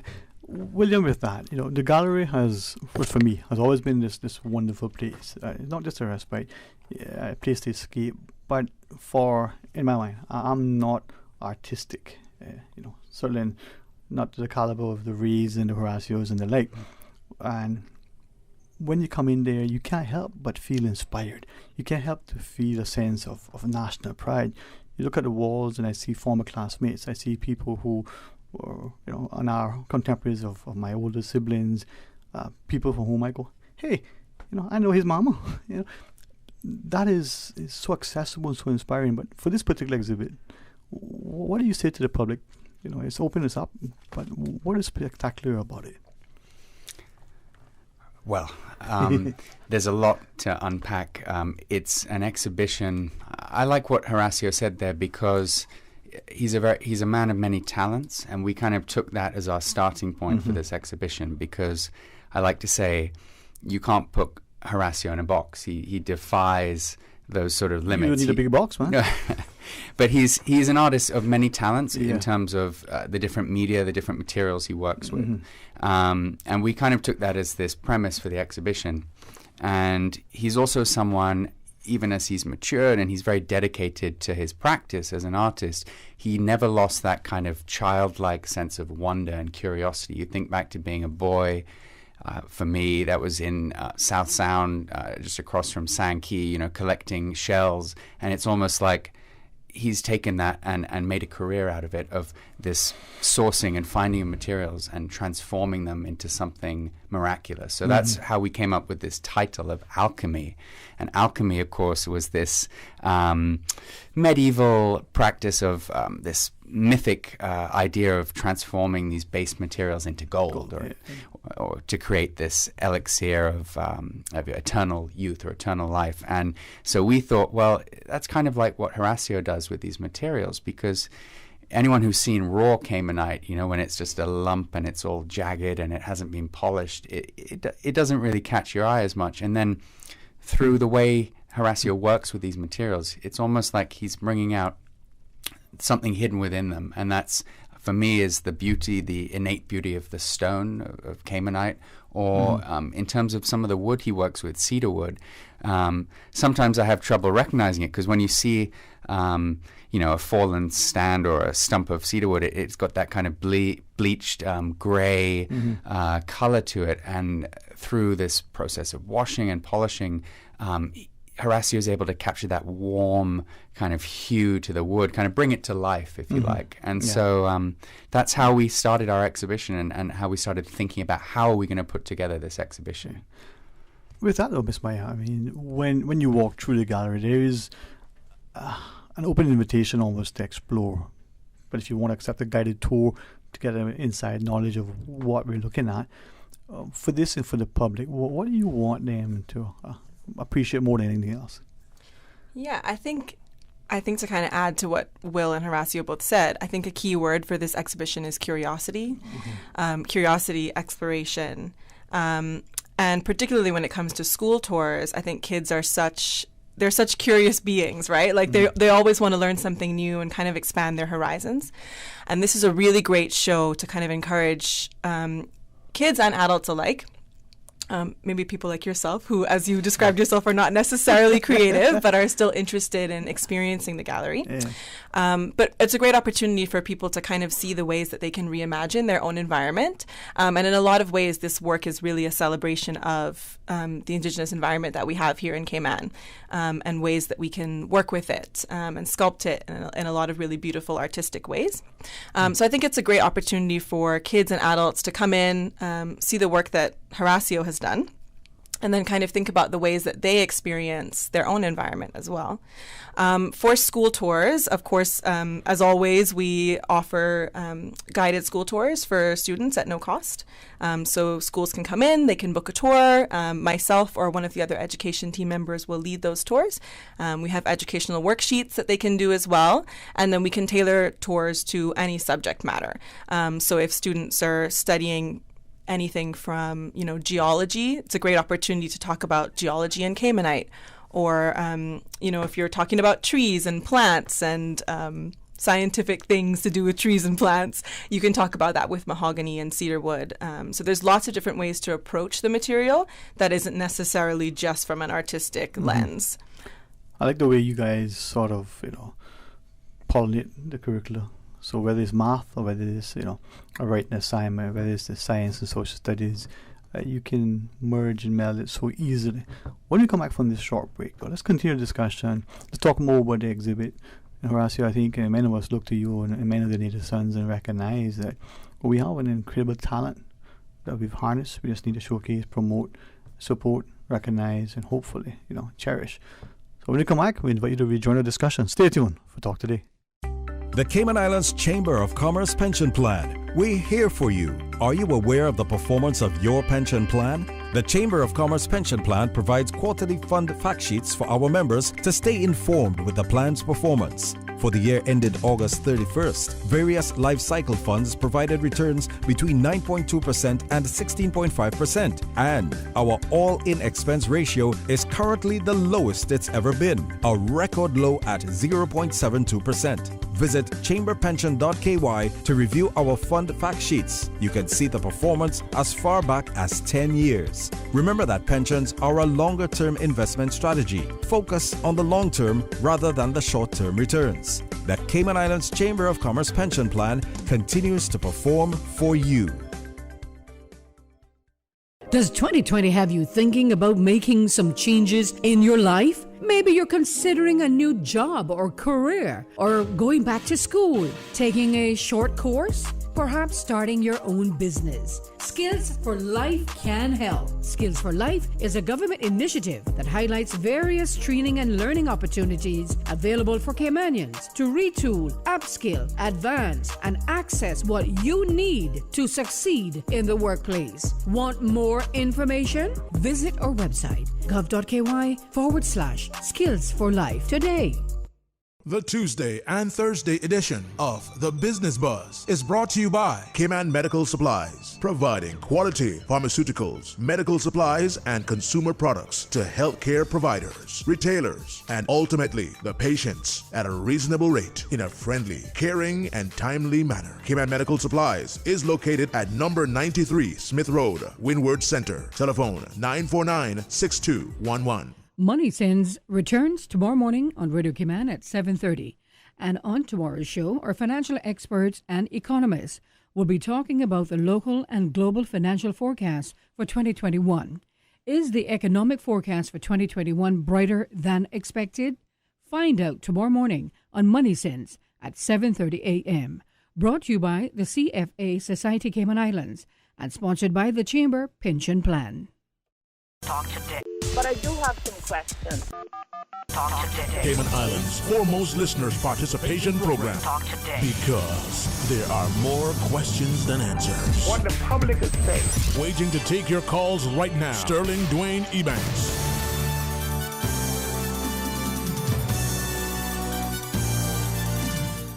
Hey, welcome back. Listen, have you ever had the opportunity to sit with Horacio? I have had, good fortune, many occasions, and man, it's like two reasoned minds sitting and come, let us have some philosophical discussion. Well, please accept the invitation to go to the National Gallery. You may think you got a lot of time, but before you know it, March will be over and you would have missed it. So Horacio Esteban, Miss Maya Matu, and William Helfrich joins us in the studio. Before I ask further about the exhibit and ask Horacio to share with us. Quickly, the exhibit is on now. It's at the National Gallery. When, where, how, and why, and how do we get there? Because some of us might know. There's a million people in quarantine every day, so I don't know, new people are here. Well, the first thing I remind people, because sometimes we'll meet with surprise looks, but there's no admission charge for the National Gallery, which hopefully people know. We're open Monday to Saturday from 10 a.m. to 5 p.m. And Horacio's exhibition is going to run until the 24th of March this year. So we got a good amount of time left. But as you say, I mean, these things, we're blessed to have so many cultural things coming on the horizon. I know we've got the Cayman Arts Festival as well. So we really want to see, families and members of the public coming to see this show. And maybe even try, I was saying during the break, but we've had such lovely weather. You can walk from Camana Bay. Not many people know that, but there's actually an underpass, and you can get under the S. Lee Tippetts bypass and walk straight up to our front door. It's amazing, man. If you haven't tried it yet, you should. I mean, there's no water there, so it's dry. You can still do it. The pumps are working, right, Ms. Maya? Yeah, we have a lot of school students walk over also. Yeah. And to kind of add to what Will said, definitely come and book your school tours while the show is on through March. It's going to be amazing. We have lots of different opportunities of ways to engage. So I mentioned earlier the student worksheets, but you can also do guided art activities as well. So if you bring in school tours, we offer kind of hands-on art activities so that kids can really get creative and work with some natural materials in the way that Horacio does. Well, maybe not exactly in the way that he does, because that might take years of training. But learning to work with nature. And learning to be very creative in those forms too. And then there's lots of adult opportunities as well. And then Horacio is also going to be doing a virtual artist talk. So that will be up on our blog on the website as well. Right. Horacio, I joke and jest sometimes, but I think some of us would find ourselves more comfortable in the kitchen, or we may find that we're working in a boat engine or a car engine, appealing and easier. Others may be, from the artistic, creative perspective, may find writing easier or more appealing than sculpting or painting. But you have a gift that spans many, many, many different facets. And a coping saw in your hand is probably just as comfortable as a paintbrush. Right? It's a weird thing. It's almost the same process to stimulate those endorphins doing mechanical work than it is painting or anything else. So it's almost like a quest for, that feel good spot in your existence. So I think that's basically the platform or the base of the creative process, is just constantly trying to find that place where you've created it, and it's like a sweet spot where you can't get it from the outside at all. It has to be developed from within. If I could ask you, just pick up on what Will has shared earlier. Take a piece of Caymanite, for instance, and I think Caymanite and Horacio, I think they're synonymous, for many of us. When you see a piece of Caymanite, do you see what is under there as it starts, or does it unfold as you put in your talent to it? Both, actually. You can look at a piece of stone, and if the striations are up towards the surface where you can identify them, you can sort of almost track them back within the stone to a certain distance. Okay. Once you reach that spot and you continue removing material, carving, it's sort of, you can kind of tell where it's going to go. So there's an opportunity within that process to what I call painting with rocks, right? Okay. So you can manipulate the lines, you can get them to curve and turn left, turn right, disappear back, come forward. Just depends on your approach and what the stone has to offer. So, but that, when I first started, I didn't realize any of that was possible. Mm-hmm. It was the realization that after a process, after I've passed a certain process, that I realized, wow, I missed an opportunity, because the lines could have gone there, or they could have gone there if I had just done this. So it does come from hands-on and time spent. That's true, man. The hands of a sculptor, anything is possible. And the hands are powerful. They can bring about so much if you're just strong but gentle, nurturing but persistent, right? Just got to be, man. Like another thing, the hand, anyway. Let me leave that for people to take it. But Caymanite, is what, Dolomite, semi-precious stone? Is that what you told me, if I remember way back then? It ranges between anywhere from 6 to like 36 million years old. Mm-hmm. Around about the age of Susan? A little bit younger. Okay. I'm just kidding. I love Susan. I'm just playing. No, it's too. Don't you say that? Of course. Got to set the story straight. Yeah, there you go, man. No, the reason why I'm asking is because when we look at it and we see other materials from other places, we probably like so much have devalued and sadly discredited, Caymanite and other things here, and may have discarded. I had one piece once that it was just a blob, but I loved it. Now I no longer have it. I think I know how it walked away, but the guy denies it. Come and look for you. So and it was there, and it was something that I've always wanted. It was just that blob on I call it a bureau. My brother says it's a dresser, but it has intrinsic value. It has cultural value. Now it also has financial value. It does. Ultimately, though, it's just a rock. Right, it starts off as a rock, it'll end as a rock, and what really gives it value is the amount of labor and work and effort that has gone into it. And if you get a really good result at the end of the process, then you can probably add a little more value to it. However, adding value to art in an environment like ours, that's such a small community, can get rather daunting. It's almost a process where you reinvent yourself every single time you touch a piece. And every time you present a piece, you put your soul in the line, for people to examine it and critique it. So yeah, it's the arts is a lot of fun, but it's not as easy as one might think. It is a challenging career to pursue. With that though, Will, these exhibitions, the support and encouragement, financial, sometimes physical, sometimes moral, doesn't come about without donors, sponsors, benefactors, and the like. This exhibit is no like. I mean, some of your partners who are drawn alongside. Yeah, we were very lucky with this exhibition to receive generous support from Ogier and also Davenport Development. We're very generous in supporting this exhibition, and we've also had ongoing support from the Ministry of Culture, Health and Environment, who've obviously had their hands full a lot over the past year, but have maintained real staunch support for the gallery. And I think the reason for that is a recognition that you saw throughout lockdown about the value of culture.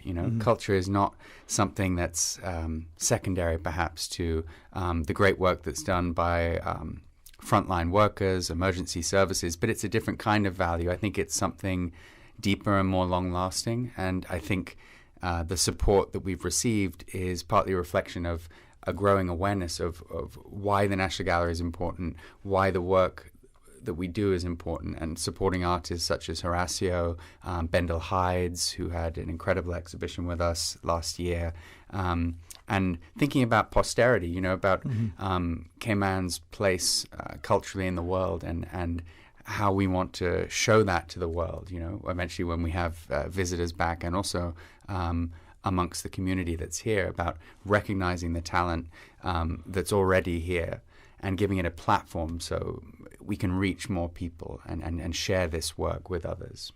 I think with that too, Maya, that's the appreciation. We can see other cultures who may have, centuries of history, who not just have recorded but have retained their artifacts, and they have their national museums. We're still emerging, but we have such value, as your school children and their parents come through as us as first-time visitors to the country or recent residents who've adopted the home, we can have an appreciation. But then there's us who've been here forever, and somehow, where's the National Gallery again? What do they do over there? We never seem to take the opportunity to look with an inquiring lens. Sure. I mean, I can't say that no one ever does. I think there's lots of people who are from our community who have a real interest in the arts and culture, who are very invested in it. But of course, there are people who are new to the arts or new to culture or are not necessarily sure how it can add value to their life or how they can experience it in ways that is personal to them. I would say just try coming in and seeing what's there, because, art doesn't only have to be experienced from this kind of like intellectual lens of, I understand expressionism and, abstract landscapes or whatever it is, right? Art is a very personal experience. So even if you don't necessarily see it from this broad cultural lens or this broad intellectual lens, when you go into a gallery or any cultural space, really, there's a lot of room for kind of emotional experiences with art. And I think it ties in to what you both kind of said about the experience that we're having right now in the world. And I think we all know that there's a lot of need for emotional expression right now and for engaging with things that can support mental health and support emotional health and physical health. And there's a lot of proof that engaging with art can do that. Yeah. So definitely, I mean, even if we don't always appreciate our own art and culture, I think sometimes, you just kind of have to try to make the room for it in your life. You don't have to, but certainly I think it can add a lot of value. Yeah, man. Well, I'm glad you said it doesn't have to come with an intellectual lens. So whether it's pointillism or surrealism, I just go and I look at it and go, it's the emotional aspect. It speaks to you. Yeah. Now, we do have the news break to take. You are more than welcome to remain with us. But if you wish and you have work to do, William, what do you think? You want to stay after the break or you want to head out and get lunch and say, Horacio? Yeah, we'll stay for a little bit longer. You mean my company is that nice? Exactly. Oh, yes. Miss Susan, can we Restless Lobster and chocolate? No, that's not possible. All right, when we come back, since you're so gracious and thank you for accommodating us, let's talk about some of the pieces. I know way back when you had a few pieces in your collection that you said to me, boy, I would not sell that for $1 million. Well, I'll give you $1,001. Are there pieces in yours that are so particularly appealing to you that, not anymore. They've all sold. Also? No, I'm just kidding. Boy, that pandemic has really put a lot. So we talk about those pieces and how they came about, maybe some of the other pieces in the collection, some of those things. And then again about the importance of supporting the arts, but also being able to access, our National Gallery. Not just, usually, but now in this particularly unusual time, that mental escape, that mental sort of check that we get, or health check, is so important. All right, Maya, Will, and Horacio will remain with us, and we'll have a chat with them. Please join us after the headline news. Today's biggest news. Radio Cayman. It's only 2 species that we have here on island. Your voice, your choice. It is in the best interest of the people of these islands. Local, regional, international. This is Headlines from Radio Cayman's newsroom. Today's biggest news. With your latest headlines, I'm Felicia Rankin-Solins. The Alex Panton Foundation has launched a support group for teens ages 13 to 17. Discussion topics will include living with anxiety and depression, the impact of COVID-19, balancing life as a teen, stress, and challenges. If you are interested in registering for this group, please visit alexpantonfoundation.ky to fill out the form. The first event is Saturday at 4 p.m. In international news, no police officer will face charges over the shooting of Jacob Blake in Kenosha, Wisconsin, an incident which sparked protests in the U.S. Mr. Blake was left paralyzed from the waist down after being shot several times in the back as he got into a car where his 3 children were sitting. The shooting of Mr. Blake, a black man, by white policeman Rustin Shesky on August 23rd aggravated racial tensions. U.S. intelligence agencies have said they believe Russia was behind the serious cyber compromise revealed in December. President Trump had previously suggested China might have been behind the hack. Rapper and producer Dr. Dre, one of hip-hop's most successful and influential stars, is being treated in hospital after suffering a brain aneurysm. The 55-year-old was taken to Cedars Sinai Medical Center in Los Angeles on Monday. On Instagram, he said, "I'm doing great and getting excellent care from my medical team." These are your headlines. I'm Felicia Rankin-Solins. For the latest in news and information, Follow Radio Cayman on social media, Facebook, Instagram, Twitter. Download the Radio Cayman app or log on to our website, radiocayman.gov.ky. your voice, your choice, your radio. Talk today. But I do have some questions. Talk today. Cayman Islands' foremost listeners participation program. Talk today. Because there are more questions than answers. What the public is saying. Waiting to take your calls right now. Sterling Dwayne Ebanks.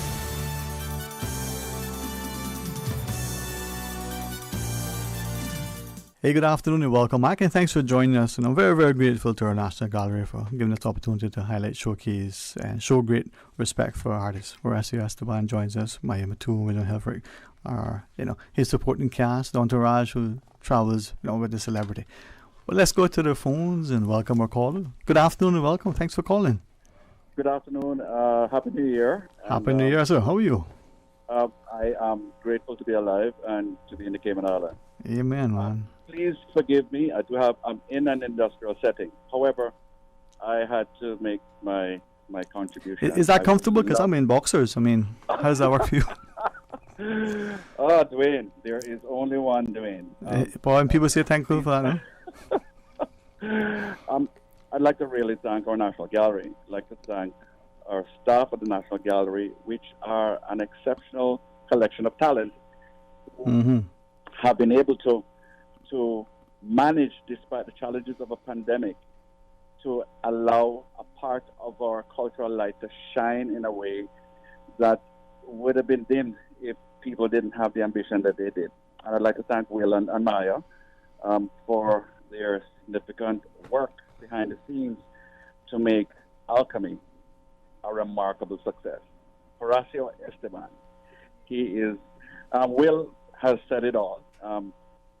In a nutshell, he is that Horacio is a remarkable emerging, now maturing artist. However, the Horacio that I know is still what, as Will described, very much childlike in some of his actions, and his actions translated into his work is a bit of fun at nature, while embracing nature in its seriousness. Horacio's skill sets are remarkable.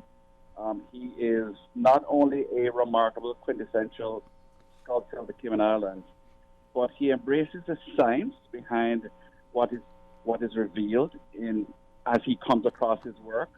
And he is also fascinated by the chemistry and, of course, the visual effect and the final output. His ultimate objective, but he covers so many bases. If we could transplant him to another world, he would be regarded as kind of like our Michelangelo. He is a remarkable transformer of Cayman's natural elements, and I really do believe that the best is yet to come. Alchemy, it would be a shame if every student in this island, every child, every family did not make their footpath to the National Gallery, which has free access, to see a remarkable exhibition of works that are going to be purchased. And we're going to have to borrow them from those who are going to purchase to have another exhibition into the future. The best is yet to come. There is another international element to Horacio that needs to be further explored, and I think that would be in the works somehow, even though truly his work has gone abroad in many ways by his participation in our hospitality to people of nobility around the world. I cannot say enough about his talent. I cannot say enough about his remarkable fashioning of our natural elements. Yeah. Thank you so much. You're most welcome, man. Thanks. No, Horacio, with that though, as I listened to what the caller was sharing, but as I was asking prior, you bring to the table not just a skill set, not just a passion, curiosity, and enthusiasm that we all, recognize, but you encourage others through your work that they too, can aspire to be as good, and in many cases you said even better. And it's about a consistent, persistent, deliberate, determined effort to improve through practice. That is actually the greatest reward from being a creative is seeing other people be inspired and stimulated and encouraged to move forward in whatever field they decide or they're drawn to naturally. But it all comes back to awareness and education. Every single creative that we have here should be, one, acknowledged and then used as a mentor and as a teacher to move that particular skill set and vision forward to the next generation. And I think that's going to be, and that needs to be the next the primary focus. And that's what the National Gallery does, which is what makes them so valuable in these fields. Ms. Maya talked about an emotional connection sometimes to the work and the level of not inspiration that it gets, but also that sense that it grounds you, but it reminds you that, health transcends more than just the physical.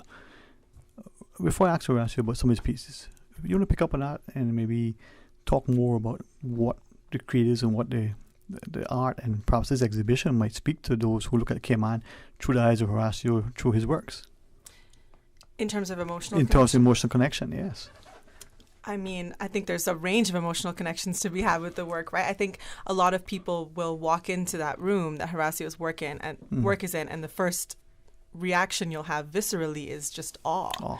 I think you walk in, and we've created a lot more of an immersive experience this time. So, you're really surrounded by the work in a lot of ways. There's some very large pieces as well that kind of almost take up a whole wall, and it just feels like you are really in this otherworldly space. So I think you go in and your first reaction is like, I can't tell you the amount of school tours that we've had where kids come in and they gasp because that's their first initial reaction. But then, you kind of have layers of reactions. So some people take very strongly to the Caymanite pieces. Some people take more strongly to cedarwood or mahogany. And you can't always tell necessarily what people are feeling when they first look at it, but you can see it through their facial expressions. And a lot of children, but also a lot of people who, like I said, don't necessarily, are not engaging with art on a very consistent basis. When they speak about their experience with it, it comes from a more emotional place for the most part. So they might connect it to a feeling of excitement or happiness or mystery or sadness or whatever it is.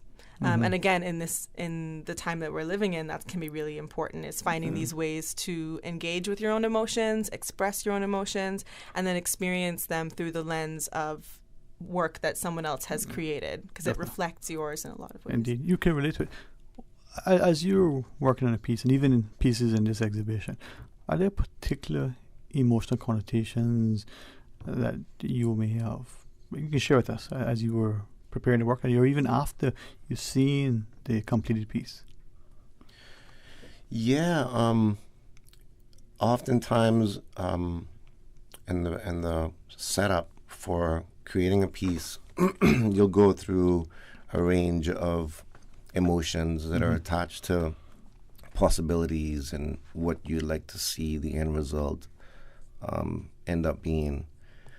And once you get through that range of emotions during the process of the work, the end result also offers a sense of accomplishment, or a sense of sometimes even a sense of regret, because you look at it and you go, boy, did I miss the mark on that one?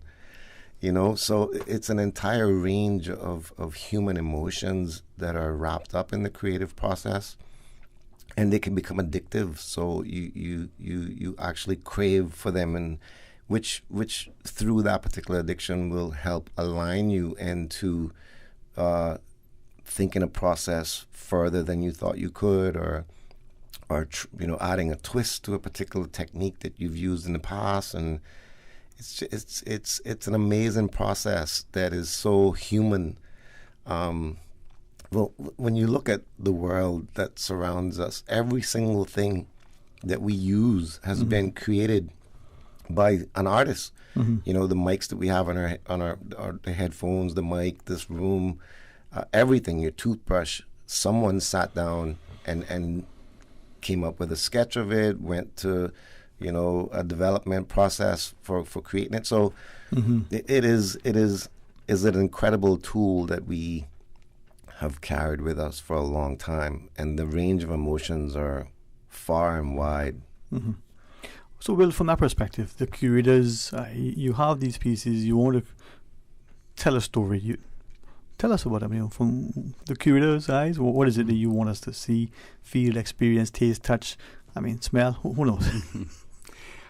Well, first off, it's I think your role as a curator is very much collaborative. You know, the artist takes center stage, and I kind of see myself more as a kind of stage manager. This was an exhibition that was jointly curated by our director, Natalie Urquhart, myself, and a very talented young Caymanian curator called Carrie-Anne Chisholm. So we all worked together. Yeah. We worked together with Horacio to kind of realize his vision. But we took some liberties ourselves, as did Horacio, I think. We wanted to be playful with how we presented his work. So this is not a stuffy exhibition. Maya mentioned, you know, it's got this sort of immersive feel to it. Yeah. It's really, we had this idea of leading the viewer on a kind of journey and to see the world through Horacio's eyes. So we literally take them on this journey. You enter the space. It starts off almost like a sort of studio. We're imagining Horacio at home with all these artifacts that he's collected. In fact, there's a piece hanging on the wall, which is an antique spyglass that Horacio discovered in Cayman Brac in the loft of an old house that was built after the 1932 hurricane. And we think it's probably from about 1900, so turn of the 20th century. So we were sort of staging his work among these kind of artifacts that are supposed to put you in a different place, kind of transport you, if you like, through your imagination. And then we move through a series of rooms in the exhibition. The next room is, in fact, more like a museum space. So you'll see some very wonderful installations with these little creatures, because Horacio is often playing with scale. He's got these sort of giant-sized dragonflies and then these teeny, tiny little mosquitoes or bugs or the flying scorpions, which scare quite a few of us, actually, if you look at those. Not a particularly pleasant creature, but those are kind of displayed under these glass bell jars, so kind of making you think of more like a museum display. And then we go into the underwater realm, and that's where you'll see a lot of Horacio's paintings. For those who don't know this about Horacio, he actually worked for a long time as a dive master in Cayman Brac. I think it was at the Divitiara Dive Resort. So he's got this incredible memory bank, if you like, of things he's seen both on land and underwater. And there's a painting there, for example, of the grouper spawning in Little Cayman, which happens every year. And with recent environmental efforts, I think they're back up to about 5,000 or 6,000 of these Nassau groupers that spawn there. So that's kind of a little bit of autobiographical kind of tidbit in that work. And then, of course, the final room, which we've talked about, we call it the Jurassic Forest, because we're playing, some of these creatures are completely fantastical. You know, others you'll recognize. There's a whistling duck. There are dragonflies, mosquitoes, this huge sort of egrosaurus. He calls it an egrosaurus, so it's an egret on steroids.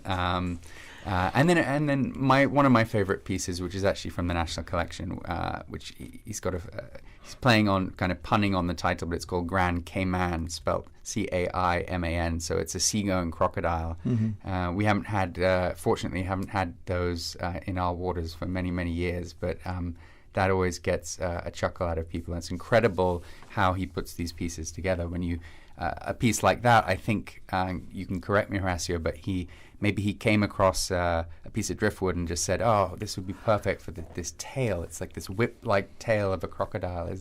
Is that kind of how you put that one together? Yeah, it'll start from a very specific piece, maybe the part of a bottom jaw or something that looks like the forehead of a caiman or the tail, and then the rest of the body gets filled in like a puzzle, like working in reverse.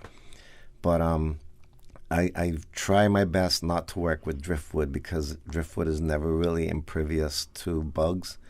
And since I'm hoping that some of these things do sell, I would hate for in 5 years someone to come and say, my entire wall has been eaten down by bugs from your piece that's been placed in front of it, and now I need about $200,000 from you. So I predominantly only work with our local cedar that is bug proof. So it's safe to go inside, and we always we cure it and prep it before we exhibit it by either storing it in a freezer or up in the heat around it, just to kill whatever insects might be living in it, because they're not eating it, they're just finding a home in a little tiny crevice. But that not just attention to detail, but our respect that you have for the process, but also for the end product and the people who are going to eventually have this on display as part of their legacy. Yeah. It has to be a complete process, or you've missed the mark somewhere along the way, right? And one of the worst things that could happen is have the repercussions of a lawsuit because your piece of work damaged something. Just take it, if you get a Horacio piece with bugs in it, and it's all, you just click the dust, put it in the jar and go, see, this is what it was. all little pecans. But then I could have the dust tested to make sure they had... No, I'm just kidding. Probably just affected the anyway. That final break to take, Miss Susan? Is that what you're telling me? Yep. All right. When you come back, could I respectfully ask for an invitation again for the gallery? Remind us of all the good things, and hopefully, if you've seen it at the opening, go back and see it again. If you saw it twice, maybe 3 times, because that's nice. All right. When we come back, we'll tell you more about alchemy and the great artistic, creative juice of what Horacio Esteban has to offer. Please stay tuned for Talk Today. Maintaining a strong mind and body through sports and general healthy living is a good course of action. But what about your spiritual man, your inner man? He has to be awakened, fed, exercised, strengthened, and led according to the will of God. So, have you heard the call? I'm evangelist Brother Joseph Joey Ebanks, and I'm inviting you to worship Wednesday and Thursday nights at 7:30. We are bringing the Word of God to our communities as Jesus commanded. Faith comes by hearing. So come and hear. Bring your own chair or simply park and listen to the Word of God from your vehicle, covering the Cayman Islands with the Word of God, one community at a time. Money Sense returns tomorrow morning at 7:30 right here in Radio Cayman. And on tomorrow's show, our financial experts and economists will be talking about the local and global financial forecast for 2021. Is the economic forecast for 2021 brighter than expected? Find out tomorrow morning on Money Sense at 7:30 a.m. Brought to you by the CFA Society Cayman Islands and sponsored by the Chamber Pension Plan. Your Radio Cayman 6 p.m. news, Monday through Friday, is brought to you by Logic, your life connected.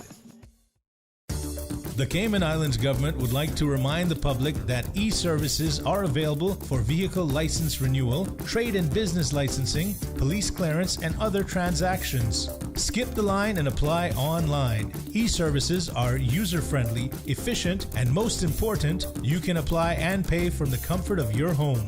Visit eservices.gov.ky. Talk today. But I do have some questions. Talk today. Cayman Islands' foremost listeners participation program. Talk today. Because there are more questions than answers. What the public is saying. Waging to take your calls right now. Sterling Dwayne Ebanks.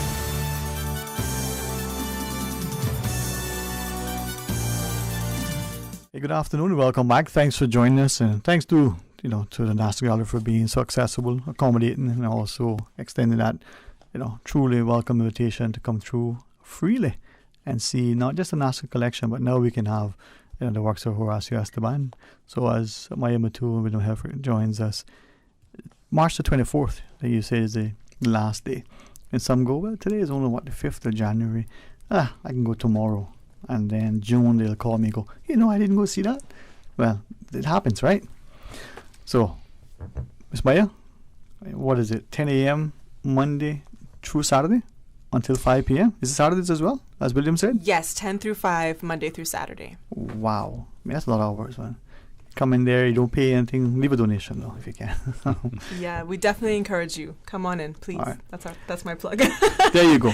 Well, as you, and I know Natalie is incredible, but as you mentioned, Carrie Ann, you've taken license and liberty. Horacio is a very accommodating gentleman who sees his pieces. But I can see, in a sense, he's saying, well, not just a juxtaposition of this piece and that piece, but I want to weave a story and take us through the timeline.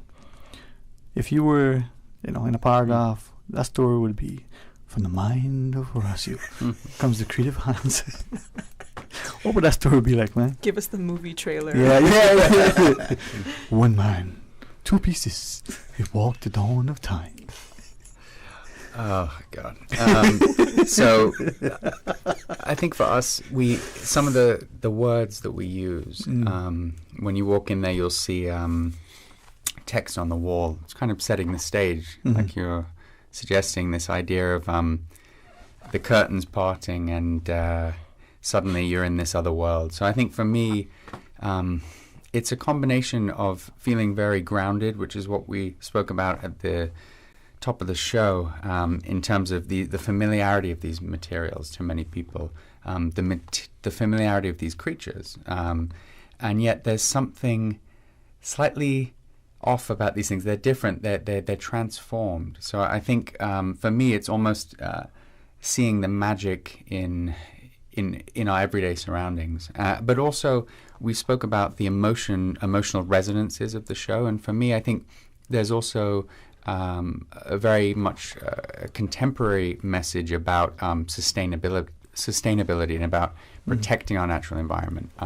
I know Horacio and I both live in a similar neck of the woods in West Bay, and when you see mangroves being cleared, and you walk down the same street every day, and there are these egrets, or we have wading birds, and then all of a sudden the next day the land is cleared and they're gone. I think there's a certain, not to put a damper on it, there's a certain, it's tinged with a little bit of sadness as well, but also it's an uplifting message.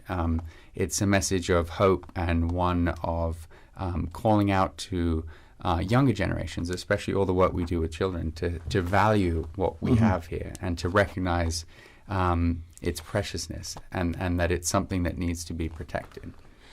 Yeah, I think we've been really lucky for the past couple of months to have some really exceptional shows that really focus on sustainability. So just before Horacio's show opened, we had Mark Lawrenson's show Consumed, which kind of looked at sustainability through man-made materials. So kind of upcycling pieces that might be conceived as garbage or waste, and turning them into these really exceptional artworks.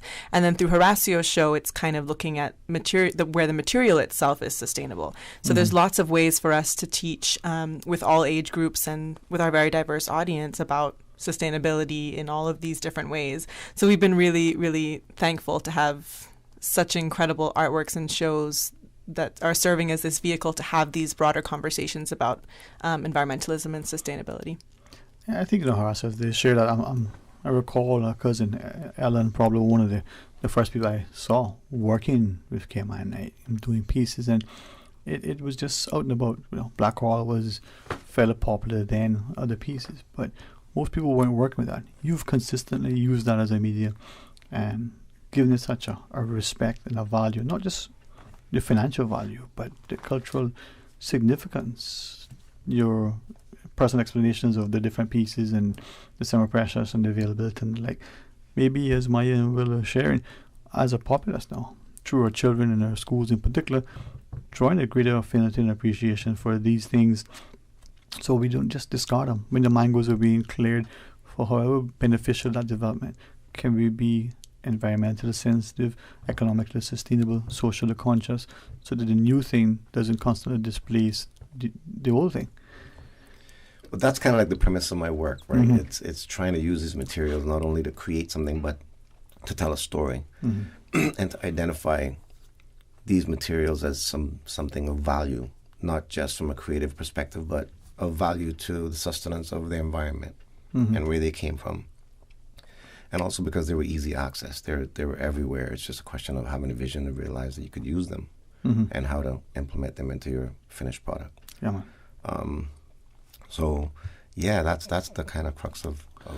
Well, as I listen to you guys, I'm hopeful that we will, as shared with some of the callers earlier, this is a new year. I'm not even going to try to put a label on what last year was like. And I'm not even going to say, it can't be any worse. But let's look with hope and expectation. Let's hope with a sense of positiveness, a sense of encouragement, but love. And maybe it starts with appreciation for our built environment, our entrepreneurs, but our artists as well. And here's the gallery, free admission. We go, we look at it. You might be like me and only can appreciate, through the eyes, the emotional connection. You may be like me who can have, I remember studying some of that a little bit, and that looks like this. But it's just about curiosity through the eyes of the lens of people like Horacio. We can smile, right, Miss Maya? We can enjoy it, man. Of course, yeah. Like I said, it doesn't always have to be a great intellectual exercise. Nope. Sometimes you can just come in and appreciate the aesthetic value, or just, you come in and it brings a smile to your face. And that has a lot of value in and of itself, especially in these times. Yeah, man. Priceless. And will you, Carrie Ann and Miss Natalie, the work you do to make sure the collections are preserved, but also presented to us as you curate these things. We look to larger metropolitan areas and we see their national galleries. Okay, that reminds me to call on something else in other places. But they're there for us. We have to fund it through our donations, through our taxpayer. You guys can make more money doing other things, but you're there to preserve it so that we can, as a people, enjoy it. The least we can do is come out and have a look. Yeah, and I would say as well, the National Collection, it's owned by the Cayman Islands government in trust for the people of the Cayman Islands. So it's really it's your collection. It's our collection, and we've made a lot of effort to rotate the collection. So like a lot of art galleries and museums, we have lots of works that are in storage, but we want to show those works, bring them out into the light of day and make sure people are seeing these works. So we've actually got a new collections exhibition upstairs called Saltwater in Their Veins, which is looking at Cayman's maritime history. And so that was really an opportunity to refresh, rehang, take the opportunity of lockdown to, get our house in order, if you will, and come out in July when we reopened with something new to share with the public. There you go. Yeah. One of the things that we did during the lockdown period as well was to put the whole collection online too. So when we talk about things like accessibility and what some of the lessons were that we all learned, I think, from the lockdown period was this importance of creating things virtually and having different ways for people to access things. So, of course, the whole collection is up online, but we've also got great educational resources on the blog as well. So I mentioned that Horacio is going to be doing an artist talk with us virtually on the blog, and we've got tons of other artist talks that have been posted through the lockdown period with local artists as well. Interviews, series, different art classes that kids can do. So there's a ton of material on there as well educationally. Well, thank you all for the work and the service to the country. Horacio, you continue to find that the hands are inspired by greatness. Thank you. And, it's always a pleasure, man. It really Likewise. is. And to the listeners, just come and be a part of what is our National Gallery. So, closing thoughts. Again, we can come out. We got it till the 24th of March, but don't take it for granted because it'll pass quickly. Yeah, definitely come and check it out. If you absolutely can't make it out of your house, we've actually we're going to shortly be launching a virtual tour of the exhibition on our website. So if you go to the National Gallery's website, www.nationalgallery.org.ky, you'll actually see a whole host of our exhibitions, previous exhibitions and current exhibitions in a sort of 3D virtual tour, which is a really great initiative that came out of last year. Perfect, man. And if other final thoughts, perhaps Ms. Maya, you may want to leave with the listeners? Yeah, so like Will said, definitely check out the website on our What's On page and follow us on social media again, which is at NatGal Cayman on Instagram and National Gallery of the Cayman Islands on Facebook. And that's where you'll find all the most up-to-date information on programming for this exhibition as well. So any events that are coming up. This Saturday, we do have a Family Fun Day, which is from 10 a.m. to 1 p.m. And that's a great opportunity to bring the family out, family-friendly activities that we'll have, all kind of focusing around alchemy. All right. Horacio? Thank you for having us, and thanks to the National Gallery for all their hard work and efforts for making this a reality, and the sponsors. It would not be possible without these entities, so thank you. Most welcome. And again, see you guys there hopefully very soon. I'll be there more than once. To our listeners, join us again tomorrow and Friday. Of course, we'll talk today. For the Record returns, God's will, next Monday. I'm going to be off for a couple of days tomorrow and Friday, so Raymond Singh has been gracious. Show him some love as well. And glad that I can get a couple of days off. So I'll see you on Monday. Until then, be blessed.